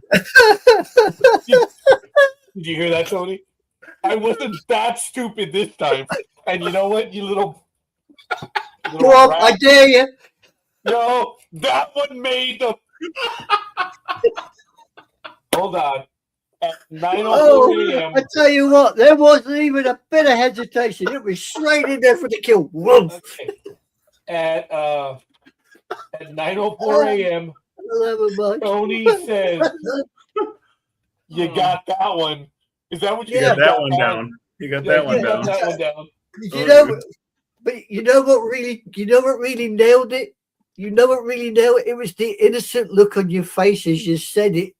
You know, that was the sheer innocence. I thought, yeah, you know, here it comes.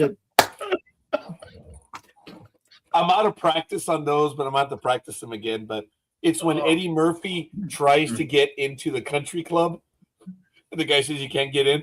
And he says, "Oh, well, I have a message for Victor Maitland. He does the whole thing about herpes simplex 10. Oh my God, that's horrible.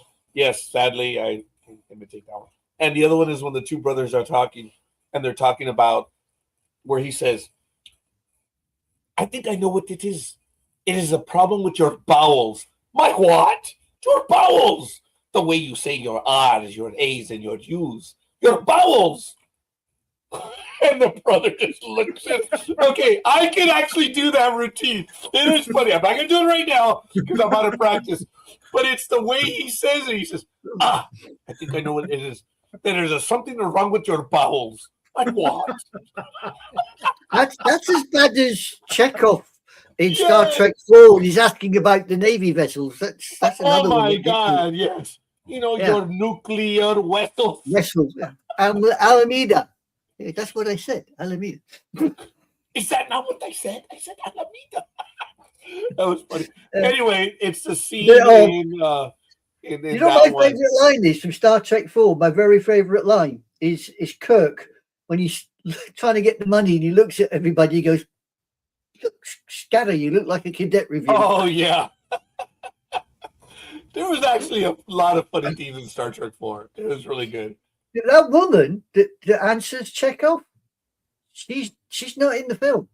She was actually she was a passerby that overheard and just said about it. Was not even scripted. They just kept it in. He asks her, "Excuse me, miss, do you know where Alameda is across the bay?" "Oh yeah, I think that's across the bay in Alameda." Is that not what they said? That was a great impromptu by Walter Koenig. He said, "That's what I just said." That was great. Oh, because I think they're looking. It's amazing what sticks in your brain, though. You know, it's amazing what sticks. I mean, the reason I learned the parrot sketch was especially the Live at Drury Lane version. It was just something that we found at that time absolutely hilarious because we were all young 20-year-old 21-year-olds, and of course the whole idea of it was just OTT. I got an idea right now. We're talking about parodying, pardon the pun, we're talking about parodying famous scenes like ESPN used to reenact those scenes. Tony, you and I could do Draft Day. You could be Kevin Costner, and I can be the pancake eating mother. Tony, because we could do that. Yeah. Yeah, because it's over the phone. Oh my God, Tony, we got to talk about that. Yeah, that'd be funny. NDB Media doing its own versions of sporting moments. Oh my God, that would be crazy. Yeah, we have to talk about that. Yeah, and then Anime Girl, there's incredible moments as well. You and Gridiron Girl could do one as well. From it could be any Hollywood moment or a sports moment. I just think that Tony and I could do Draft Day. Have you seen? You've seen Draft Day, isn't it? Yeah, I have it on Blu-ray. Oh, dude, the first time I saw that movie, wow, my heart was racing when that whole thing happens. Now I feel like watching it again. Darn it. Yeah, it's actually it's a decent movie. Anime Girl, have you seen Draft Day? No. If you get a chance, Kevin Costner. I know he wanted to do the Mad Max Apocalypto, post whatever movie, Il Postino, all those Waterworld, they never worked. But his sports movies, oh my God, all of them. I have to. The problem I got is I'm too much into this at the moment. Yeah. I am way too much into this. I mean, I wake up. This is how daft it's got. I wake up in the morning now, and the first thing that goes through my head is a Japanese theme tune from one of these, either a movie or an anime series. And it's in Japanese. And I'm sitting there thinking, and I've got to work it out which one it's from. Oh, I mean, yesterday was bad enough. I went through yesterday. Hang on, what was it? Oh no, hang on, got to. there was a song going through my brain, or a tune going through my brain yesterday, and it was bugging 7 barrels of crap out of me. And I finally found it. It's called Adiemus, Adiemus. And it was going through I was sitting there thinking, I know the song. And I'm trying to work out where I heard it. And I still can't work out where I heard it. But that bloody song was bugging me like hell yesterday. So, you know. But the song I normally wake up listening to it's from an anime called get the right title. Angel Beats, and the song's called Brave Song. That I normally wake up and I can hear that, and it's in Japanese. Wham! Wake me up before you go. That's no the one that I hear. Yeah. What do you hear? Bingo! Yeah. Good. I was dying, Tony. I was like, oh, yours is respectful, but mine has added weight to my sad existence. What is the song that you hear in the morning, Gridiron Girl? Anime Girl, I'm not trying to laugh. I was dying to say that one. Gridiron Girl, what's the song that you hear in the morning? Whatever Alexa plays me. Okay. Tony, is it The Ride of the Valkyries? Is it God Bless America? Is it Il Postino? It's a song I hear when I go to sleep, the ringing in my ears. That's what I hear. Okay. Constant ringing. Yeah, no, I'm afraid when I wake up most mornings, I'm half asleep, and I can, it's clear as day. Iowa Tada, Brave Song from Angel Beach, and I'm thinking, yep, it's going to be one of them days again. I thought Tony was gonna say, I hear ringing in my ears, I do. Start to sports talk with the guys. No, not that ringing. I thought that. No, I wish. I'd much rather hear that. Oh, wow. Thank you.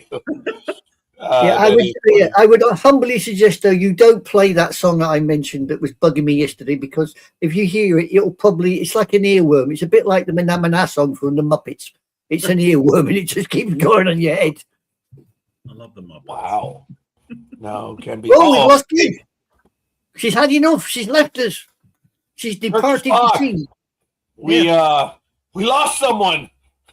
Check the ejection pods. Man overboard, Captain. Let the bugger swim.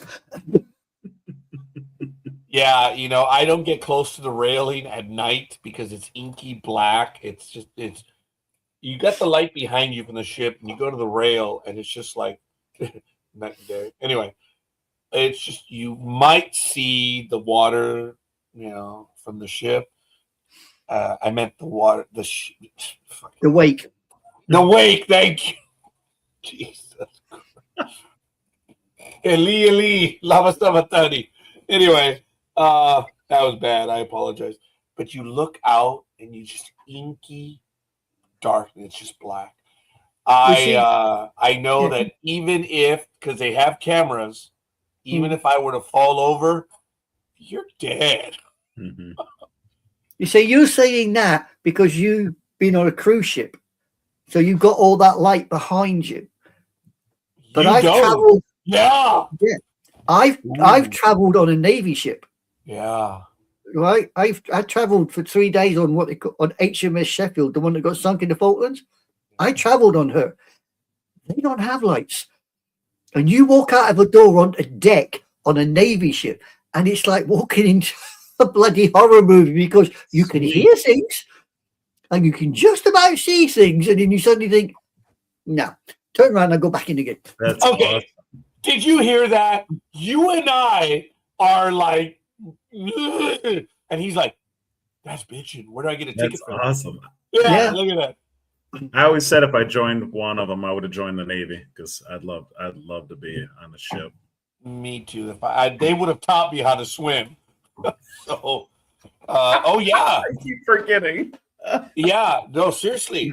If you don't know, they'll teach you, and if you don't, yeah, I'm not going to flunk over that. Oh, all hands, battle stations. Oh, she's back again. Our resident DOD is back. Yeah, I got to be honest. I went to the Navy place down in Portsmouth when they had what was called the submarine escape compartments, and they were sending recruits through this thing. And of course, I'd driven a load of them down there to see it. Because I was down there to do the helicopter escape, which is fun. If you've never done it, it's an experience. And they asked me what to do the submarine escape, and there was 2 words come out my mouth, and the second one was off. Oh yeah, my second one was no. Same word as the first one. Yeah. 2 words, and it was off. I mean, I had to go through the helicopter escape. That was bad enough. Then you wanted me to do a fucking 300-foot bloody ascent from the bottom to the buggery. One breath, no way, not making it. That's the escape trunk, right?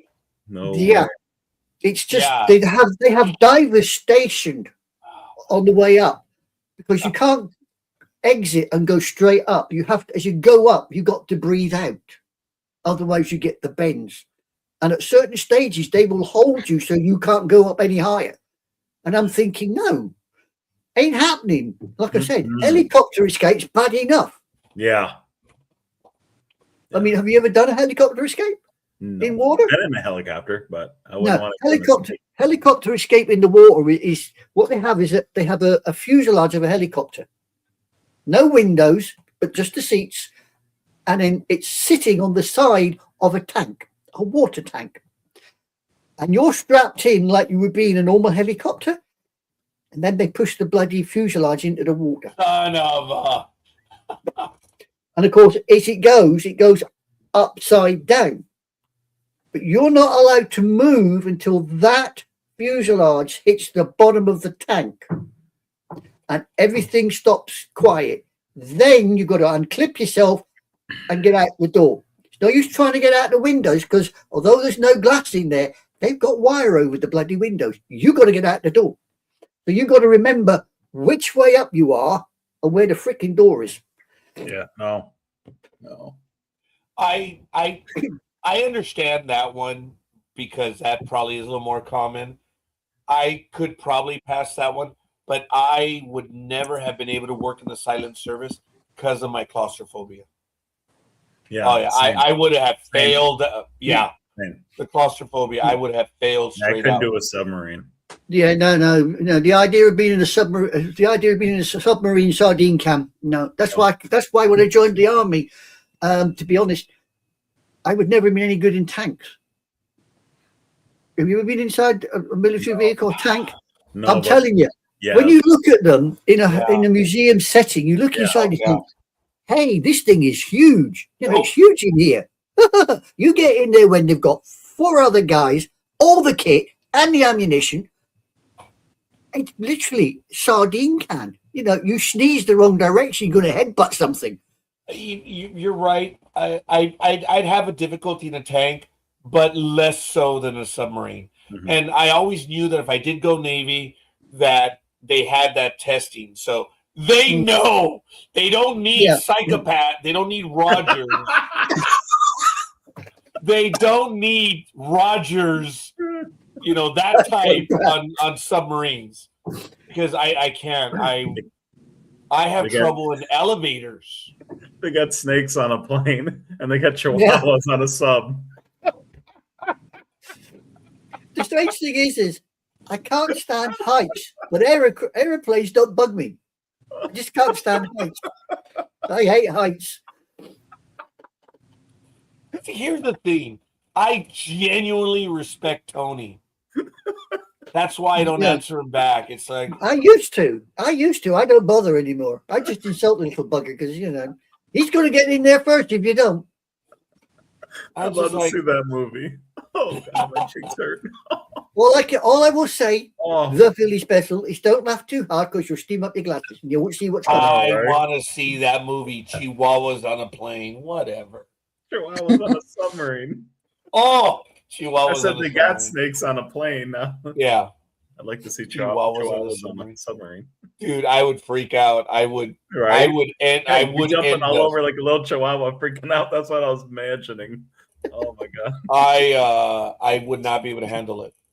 Yeah, He'd be like that German sailor in World War II when they said about how to flush the toilet and he sunk the submarine because he did it wrong. That'd be Roger. yeah. You never hear about that. That was a genuine case. A U-boat crewman went to use the loo in the submarine, and there's a certain way you do it that blows said material out of the sub. But if you do it wrong, it ingests the outside seawater, and that's what he did. He did it wrong, and the U-boat went down quicker than it went up. Wow, that shouldn't even be possible. That's horrible. You're right. It's possible. The handle goes down. I don't want to hear it. The handle goes.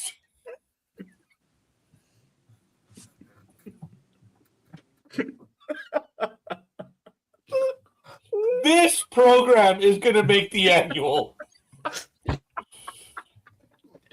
I'm going to have to recommend. Big dog. I'm going to have to recommend this episode to everyone. You're just going to have to watch. Just shut up and watch it. You realise right now, all I can hear is status quo in my mind singing down, down, deeper and down. Okay, I will tell you that we lost the audience when you talked about blowing it the wrong way. That's funny because we have people. There is no one watching us now. That is funny. We're not even watching this.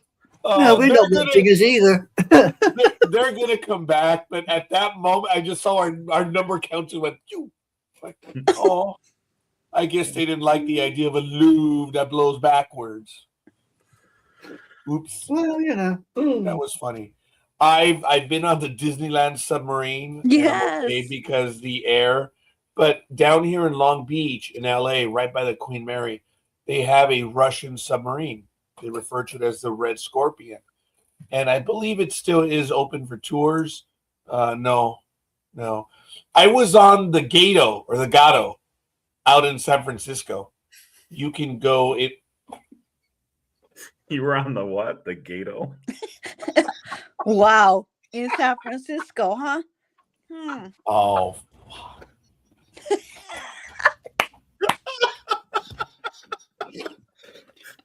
How'd you do on the Gato? You cannot blame me for that one. 3 had hours absolutely and nothing to do with it. And 2 The seconds. GATO. It's the USS submarine. It's over near Pier 39. You can actually go aboard it, and you can take the tours. Okay. And thank you, Tony, for your edification and your. Go on, suck a lemon. You know you're going to do it. Anyway, you can get on the submarine and you can go through it. And thank goodness you can see the light, from the hatches and stuff. But man, I don't know how they did it back in World War II or even World War I, but really World War II. And they were on those subs for a month or two at a time. Wow. Because it would take them weeks to get on station. And then they would, the Gato would prowl, do its thing, and far from San Francisco, by the way.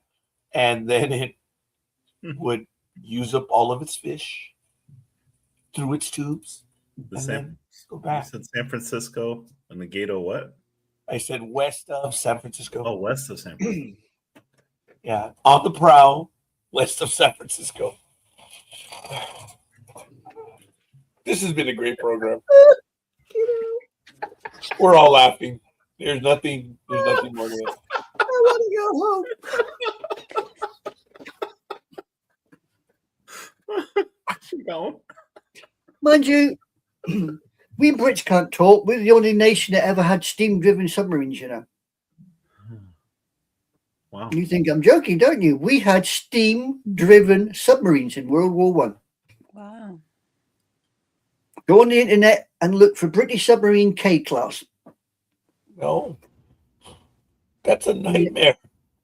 Yep, they were steam-driven. Can you imagine trying to do a crash dive in one of them? Put the fire out. Fucking, she should. Yes, all right. You still, oh my God. I actually envisioned, I could see that. No. Man, Yeah. that's horrible. Yes, But they weren't very good. I'll tell you that now. They were not very good. We lost more than we actually I bet. the enemy, I think. I could not imagine being on the silent service. And even on the boomers, Tony, where you can run around them and do stuff like that. I might, but even then, no. It's just because there are parts of the ship that are outside the primary hull that the crew has to get into to clean, and you crawl, and there's only one. You can't crawl back out. You crawl to the other exit. Like, oh no, homie's dead. Yeah. It's not that homie don't want to play that. Homie's dead. Right. Agreed. That's a bit like the aircraft carriers, isn't it? Was it starboard and up, port and down? I believe. How they do it on the carriers. Have you guys seen those documentaries of the merchant marine of these ships that cross the Pacific, the Atlantic, and everything, where the crew have to go into the holes and they have to pass through the little holes to get to the sections of the ship where it's in the hull, and they have to clean those sections out. And it's you go in and you're in a box. You have to clean that. And sometimes you have to go from box to box. I'm like, I'm done. And that's it. I can't. And you're underwater because it's below the key. No. Why the hell does dust collect here? Yeah. I was it called? They're called dead spaces, isn't it? That's what they're called. Is that a Chihuahua? They're called a dead space. That was Wheezy. He obviously doesn't like us talking about dead spaces and confined spaces. I think we were getting a preview to Chihuahuas on a ship, on a boat. Right. On a submarine. I was on a submarine. He's a mini poodle terrier mix. Hey, He's a that mutt. was your choice, woman. You're the one to blame for that. She's what we British call Heinz's 57 varieties. Heinz 57. Oh, that's funny. That is pretty good. Uh-oh, what happened? We don't have mongrels over here. If somebody says, "What's your dog?" You know, you're not sure. You just say it's a Heinz variety, 57. Take your pick. Ooh, it's a 7-minute clip, though. That's What?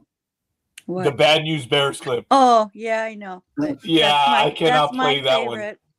Oh, thank you. Okay, I'll be right back. Mm-hmm. What? What? Oh, we got a call. I was wondering Yeah. what it was. Uh-oh. Let's hope it's not what I think. Watch So the Gig- face. So, Gig, Yeah. who's your hockey team? I never hear you talk about hockey. Because I don't watch it. You don't have a team you root for? No. No way. Okay. What's So yours? Philly, the Flyers. Okay, I will watch the Flyers now. The orange and black. So Okay. Peyton wore orange. So, you know, Okay. you could embrace I the could do it. orange. I could do it. I didn't take you for watching ice hockey, to be honest, Phil. Didn't. I love it, especially going to the games. I love going to the games. Oh my God, so much fun. Well, our local team up in Basingstoke just got the rink back. They lost the rink 3 years back, so they've had to play elsewhere. Last week they got it back, so they played their first home game for the last 3 years or something. Wow. So is it kind of like soccer where you could get, if you're the lowest team, you get put in the other league and you got to win that league to get back into the major league? Or I don't think it's that well organized over here. There are leagues, sort of like Southern League, Midland, Western, all the rest of it. And it's like the lower league. It's like the lower soccer leagues. It's local. So it happens, but it's like basketball over here. That's weird. Over here, basketball is weird. You know, you see all these teams, you know, this is the local team, and then somebody opens their mouth and you think, you're not British. You know, he's from East LA or, you know, the Bronx or something, you know, you think you're not British. That's funny. Ice hockey's the same, you know, you get them over here and you think, yeah, okay. The only thing I find the Yank can't get their head around is the motorbikes that we have over here with the no brakes. Oh. No gears, no brakes. You just go around in a big loop. Pool Pirates is the local team that does everything on that, you know. You don't so much go around the corner, you just slide around it. Did anybody see that movie F1? I want to see that so bad. No. Oh, it's so I good. want to see it. Yeah. So good. Oh, Apple that's not TV. the one about PK, is it? Damn it. It's what? Is that the one about PK? It's with No. Brad Pitt stars. This one formula. It's about the race, the Formula One race, isn't it? Mm-hmm. Yeah, I wanted to see that one in the Excellent. theater. I missed out. Excellent. Yeah, I heard it was great. Yeah. Oh, by the way, in the clip that you sent us in Sports Talk with the Guys, Yes. I just wish to. Yes, it's a great 7-minute clip. No, it's I know, but yeah. everyone should watch it. It's the Bad News Bears. All I wish to remind everyone is that in every and any good movie, who is the villain in the movie? Who is always the villain in the movies? And you know what? I'm all right with that. The Yankees are always the villains, and You got that right. Yeah, Agreed. you know, That's it's my really favorite good. baseball movie. Oh, it's so Favorite. good. The I Bad love News Bears, really? Yes. it. I do love it. I haven't seen it in a long time though.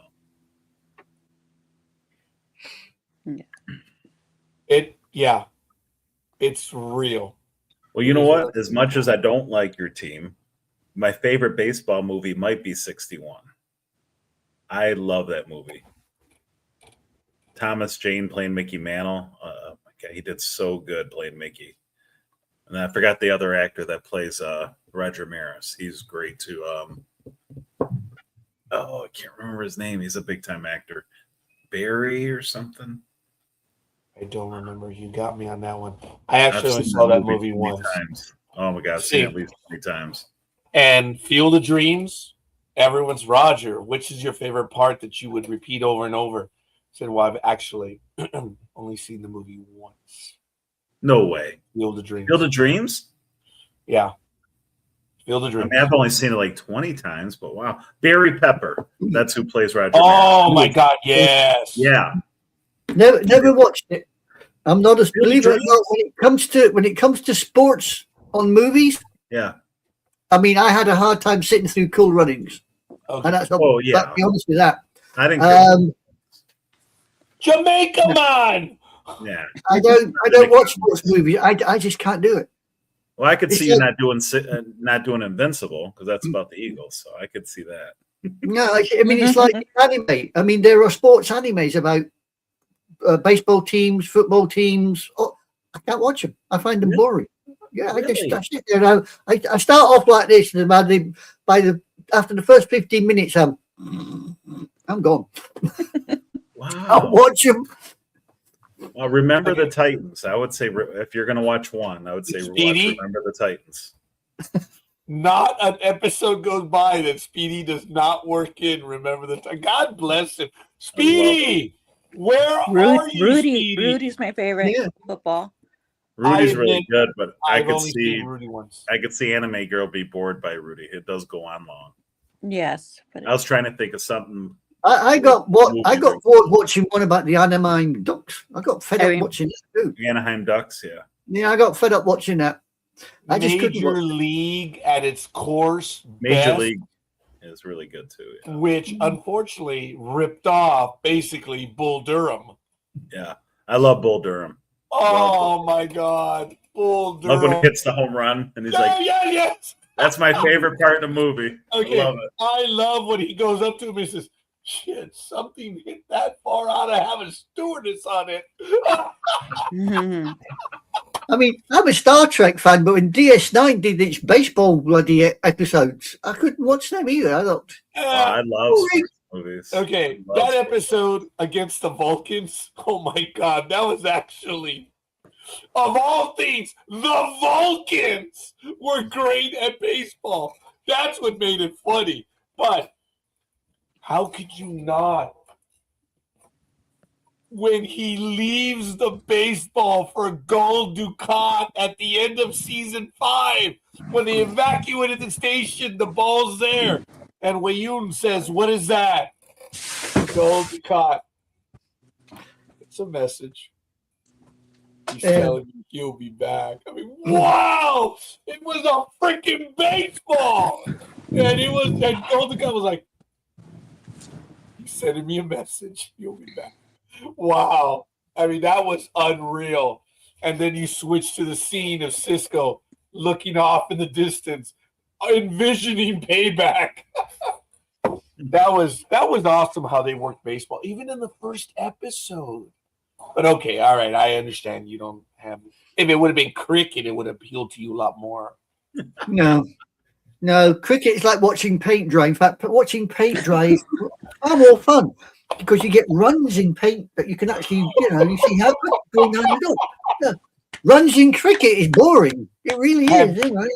Have you It's ever 22 guys defending 6 sticks with little twigs on top, and they're battering hell out, and you think, why? What are you doing? Boring. Have you ever seen Highlight? Have you ever gone to a Highlight event? No. I was lucky in Tijuana, of all places. That stuff is crazy. It's dangerous. With the thing in the Yeah, that big old scoopy thingy, Terminator-like thingy, crab, whatever. Highlight. Yeah. I used When to go Sports to Talk with the guys started, we had a fictitious Highlight league. Yeah. Every Yeah, week we would do the teams. And I used to go to soccer matches until it got violent. And the last match I ever went to soccer-wise was Scotland playing Holland. And there was more action off the pitch than there was on it. And I thought, no, I've had enough of this. oh my God, the hooligans, Germany and Germany and England. Oh my God. The players stop to watch the stupid shit and stuff. Am I exaggerating? No, It's it got to the stage where when you went to a football match, it wasn't who's going to win the game, it's which supporters is going to batter the other side first. Yeah, they have to waiting for it. separate. The fans are gated off. It's England, Germany. They're probably Those so are- bored. There's only 1 goal scored in the game. They're probably so bored they want to get some action going. I'd rather watch the crowd than a game. Yeah, I mean, that's why I suppose when you watch the NFL games over here, I'm surprised that you haven't got the idiots starting with that yet, because everybody is all mixed up. But I mean, the first American football game I ever went to I was in Hong Kong, and the US Navy 7th Fleet brought over a team, and I think they played against the Army or something, the US Army. And I was just, wow, I was into it, really into it. And it was a sailor off the USS Dennis J. Buckley that got me into being a Cowboys fan, because he was a Cowboys fan. The Buckley, man. USS Dennis J. Buckley. Well, Carrier escort for, I believe she was carrier escort for the Ranger, which I was also on. And the James E. Keys came in behind, because I also was on the James E. Keys. See, I know more American ships than I do British ships, because I've been on more American ships. oh, I thought it was just by the vast number of ships as opposed to the. I thought it was all about size and quantity. But isn't it? We'll see. Anime girl. I mean, what is the largest the British Navy has been in the last 50 years? What, 50 capital ships? Not even that. Not even that. And that used to be a flotilla 100 years ago. Yeah, yeah. Yeah. But then again, you Anyway. see, it's as most blokes don't realise, it's not the size; it's how you use it. All right, HMS Coventry, HMS Ark Royal. Yeah, okay. Guys, I'm actually running out of time. I Coventry? got a reminder call. I have to go see her today to get an update because my day is jammed. Yeah, it's going to be a long day today. My first appointment is actually at 1 o'clock, but I've got to go see how she's 15 doing. minutes. Your time. 1 o'clock. You're late If because it's you 20 to guys- 6 over here. If you guys want to continue, Anime Girl, you're able to end the program, right? You can end stream. Yeah, I can end the stream, but you'll probably find these two will bail as soon as you go. Wow. Okay. See you later. No. All I will say, scorekeeper, is Foxtrot Oscar. Aww. I don't care. That's why. That's where the sign is up there. It's up there. Good job. It never leaves. Look, it is there. Just to prove it. And do you see the sign behind me? Do you see it over there? Yeah, it says Britain's great. I know. In Risk only. Okay, guys. All kidding aside, I actually have to get ready because I was only kind of kidding. I've been up for a day and a half, and if I go into the hospital today, they're gonna say get the. So, They're gonna admit you. they're gonna. Well, yeah, they might. Hey, we got a homeless guy coming in. I'm like, hey, it's just a day and a half, guys.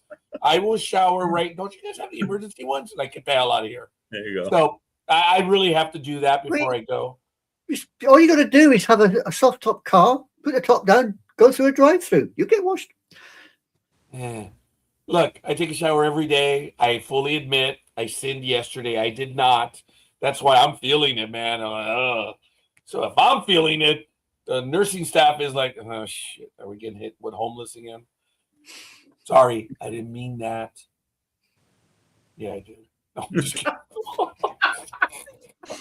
I mean as to how offensive I am. I can feel how offensive I am. And it's like, the Gridiron Girl's like, We know how offensive you are. You don't have to tell us. She's biting her lip saying, it only took you 40 years to figure it out. Oh It's my not like God, that, she's biting her Gig. lip. Gig is far too ladylike to think in that fashion. Oh.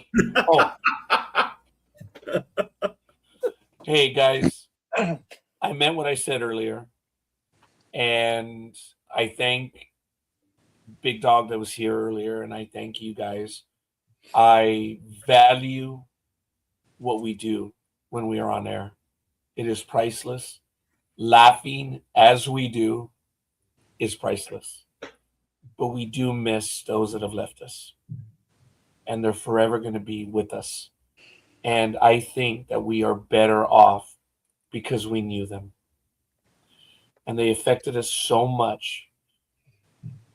That's why we miss them. Well, I think I butchered that. I'm sorry. But I think you guys know exactly what I meant. Yeah. We miss them. And I don't mean to end it, my part, on a sad note, but I will never forget them. Because they had us dying laughing. They had us angry. They had us pulling our hair out at times. But we are better off because we knew them. So I know a lot of you did not know Mary Ellen, who was on Travelage Radio, but Elizabeth also. And for the losses that we've had to endure as a family, we're stronger together. So Roz, again, I'm so sorry.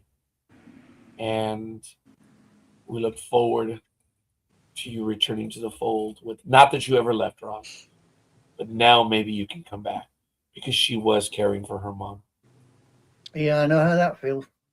Yep. I know how that feels. Ditto. It's not easy. Not easy. Especially when, shall we say, you have dementia creeping in as well. That Yep. takes them away a bit at a time.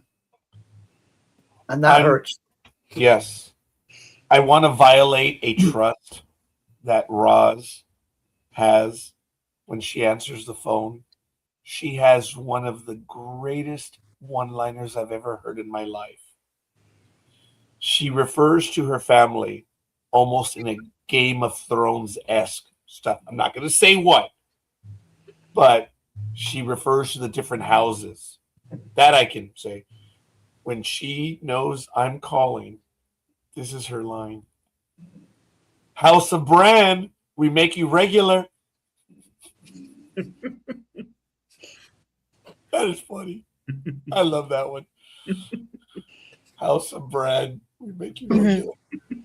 I like it. I wanted to share that. I don't think I'm violating. Maybe it's just for me. I don't know. But she is funny. And I can't wait to have Roz back. She used to be on regular with us. Remember, Gig? Do you remember Anime? Yeah, I think I was on a couple of times with her before things got too much and she had to leave. Her mother, yeah. And Yeah. now I look forward to her returning. Philly, it's a treat. If you think these ladies, oh my God, she does not care. She's a beautiful soul. Anyway. She says it like it is, put it that way. Yeah, usually directed at me. Whatever. But she's classy. She's great. So, hey, if I'm the punching bag, so be it. What are you slapping? What are you slapping? His burrito. Okay. God, you had to say it, boy. You had to say it. Sorry. You're going to hell. That's it. That's how it. the show started, remember? That's how the show started. Yeah. That's what that looked like.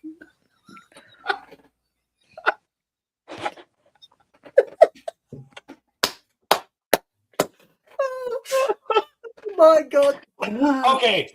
You missed it. You didn't have your headset on. In the beginning of the show, go back. Oh, yeah, right. But no, that was funny. I just didn't want to say anything to ruin it. There are times you just shut up and proverbially take it. That's why I'm over here like, oh my God, that's perfect. Go back to when you had your burrito and your headset wasn't on so you could hear what was said, and then you'll get it. Yeah. And it wasn't me. And it wasn't Ruffy either. Oh no, Rufy's in heaven. That's why I said it wasn't Ruffy. All right. Okay, Gig, that was a little early. Did you see what my client gave me? Patron. I've got a bottle sitting in my fridge. I don't know how long that's going to sit there because I don't drink. Yeah, well, for that one, I will. Do you like Patron? Never had it. Gig? Who are we talking? You. Gig, do you like Patron? Oh, I didn't think about that. I'm sorry. I'm talking about the liquor. What the hell? Do you like Patron Silver? I think I've had it last time when It goes down smooth. Yeah. It is. That's the problem with Patron. It goes down smooth. You don't know. And then when it hits you, oh, mother of God. This is the one that I had when I went out to dinner with two coworkers, Bruce and Nelly. We ordered a salad. I thought I've told this story before, and he made us take shots. I took 4 shots of this because it goes smooth. You can't tell. 4 shots of Patron. The salad arrives. I'm like, I didn't order croutons. Who put crouton? I started flicking them at the table. I can't make that up. I was like hunched over. I'm like, get the and boom. Boom. I don't know if they went over to the next stations. And my coworker Bruce is just like, this is why engineers do not associate with clerical. And there was like 20 pieces of croutons. And I'm just like, oh my God. Oh my god! And I'm flicking them on the table and everything, and I'm like, who ordered croutons?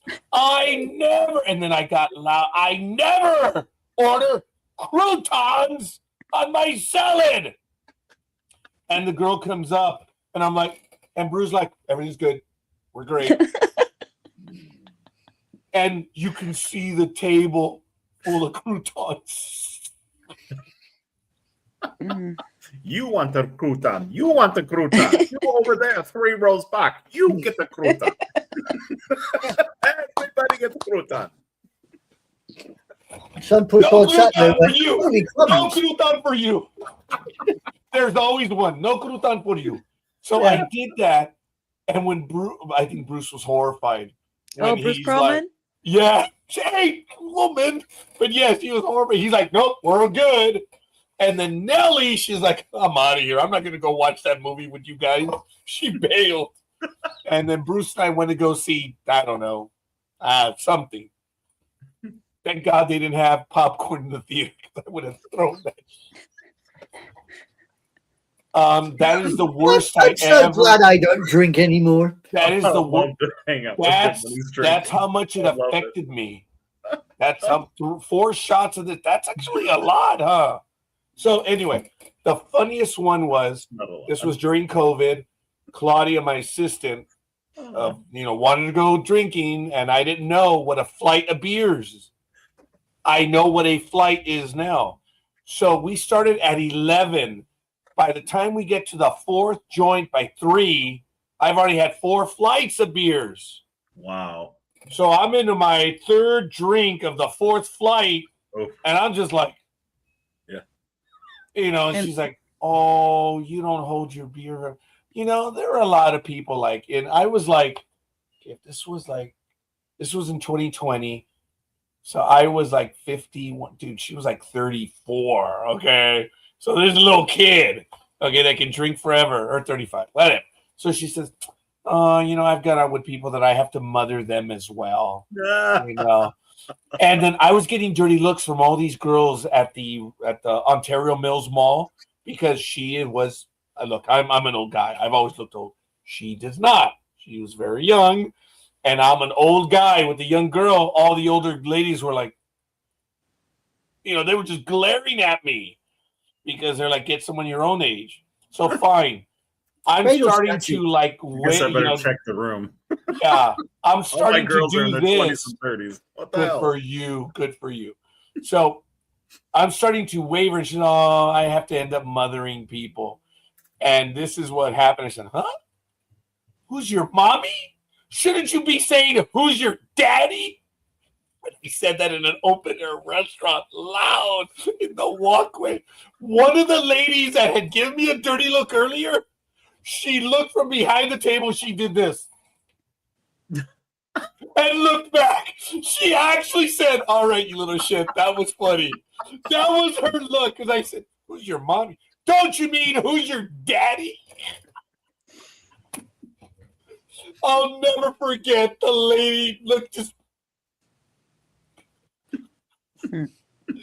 She was a Karen, but she actually gave me the look like, all right, you little shit. That was funny. Yeah, that one was. And then Roger wonders why he hasn't got a girlfriend. And says, oh, really? Because he can't hang with them. He has a drink from a girl and doesn't acknowledge it. So, a couple flights, he's out. That was 4, dude. How was she doing? Just fine. You got to be able to hang. I need to beg. Shit! I'm begging anyway.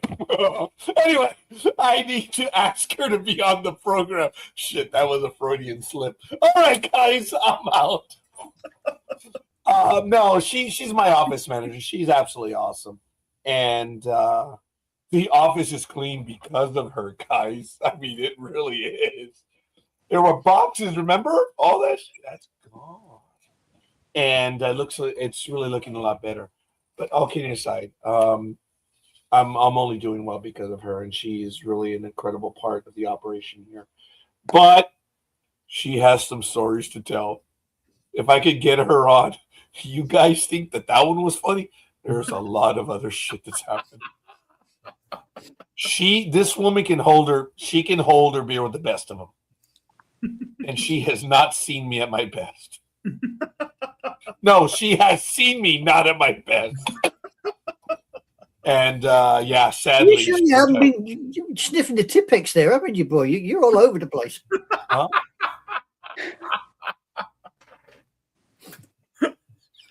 Over here, when we get somebody like you, we call them sniffing the Tipex, and that's what you've been doing. You've been sniffing Tipex. You're everywhere, boy.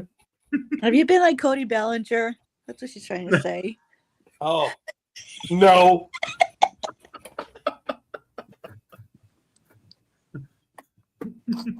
Oh, dear. But you know what is cool? She herself tells that story now about the who's your mom and who's your dad. It was that funny that even she tells the story. She'll like take over the story. She goes, yeah, the lady looked around us and she gave up the look. That, you know, it's a genuine story when the other person is telling it as well. And I laughed when she told us, she was dying laughing. And there's another one. Oh my God. When I went to George Garay's wedding, my seminary brother, his daughter get married, and I didn't have anyone so I took her along, and oh my God, beautiful dress. I was in a suit, nice, you know, and George's family knows my wife, and I'm not with my wife. I'm with someone else who is considerably younger. And George's mom loves to drink. She's a beautiful soul. So I introduced her to George's mom. And I said, hi, this is Claudia. And in Spanish, hola, this is mi asistente, Claudia. She's like, your assistant? Ah. You know, and I'm like, what are you talking about? She's my assistant. And then she said in Spanish, ¿Qué crees? Que nací ayer? She just said, what do you think? I was born yesterday? And I'm like, she is. And she's like, whatever, dude. And she's right next to me while she's saying that. I'm like, oh my God. And I'm like, and she said, she's had too much to drink, right? So you could tell? She's like, yes. She laughed it off. It was funny. But then I could see the other members in the wedding. I could see his family looking over at me and then looking over at her. It's like, that's not his wife. And then to be a little coarse, some of the people that I probably didn't get along with, I'm like, oh my God. I mean, they were giving me looks like, nah. So it was funny. But his mom took the cake that night. She's like, she flat out, what do you think? I was born yesterday? I'm like, oh. Those are the stories that we have to tell, man. So I'm sorry. You guys laughed at that one. That one was funny. And she takes it in stride, man. She is a good person. And I got to say, since I gave up drinking, it's been that, what, 20 plus years now I give up drinking? I mean, if I go out now, somebody give me a packet of wine gums and a glass of water, I'm anybody's. I'd be gone. Absolutely paralytic. Yeah, after 2 beers. But I found out, guys, I don't hold beer. After 2 beers, I'm in trouble. I mean, it's the true serum for me. What the hell? Oh, yeah. But liquor, Claudia. I mean, Gridiron Girl. Claudia? Really? That may have been a Freudian slip. Anyway. Oh, shit, I'm going to say it again. Gridiron Girl. When we went out to Applebee's, I wasn't having beer, right? I was having drinks, right? Yes, you're having girly drinks. I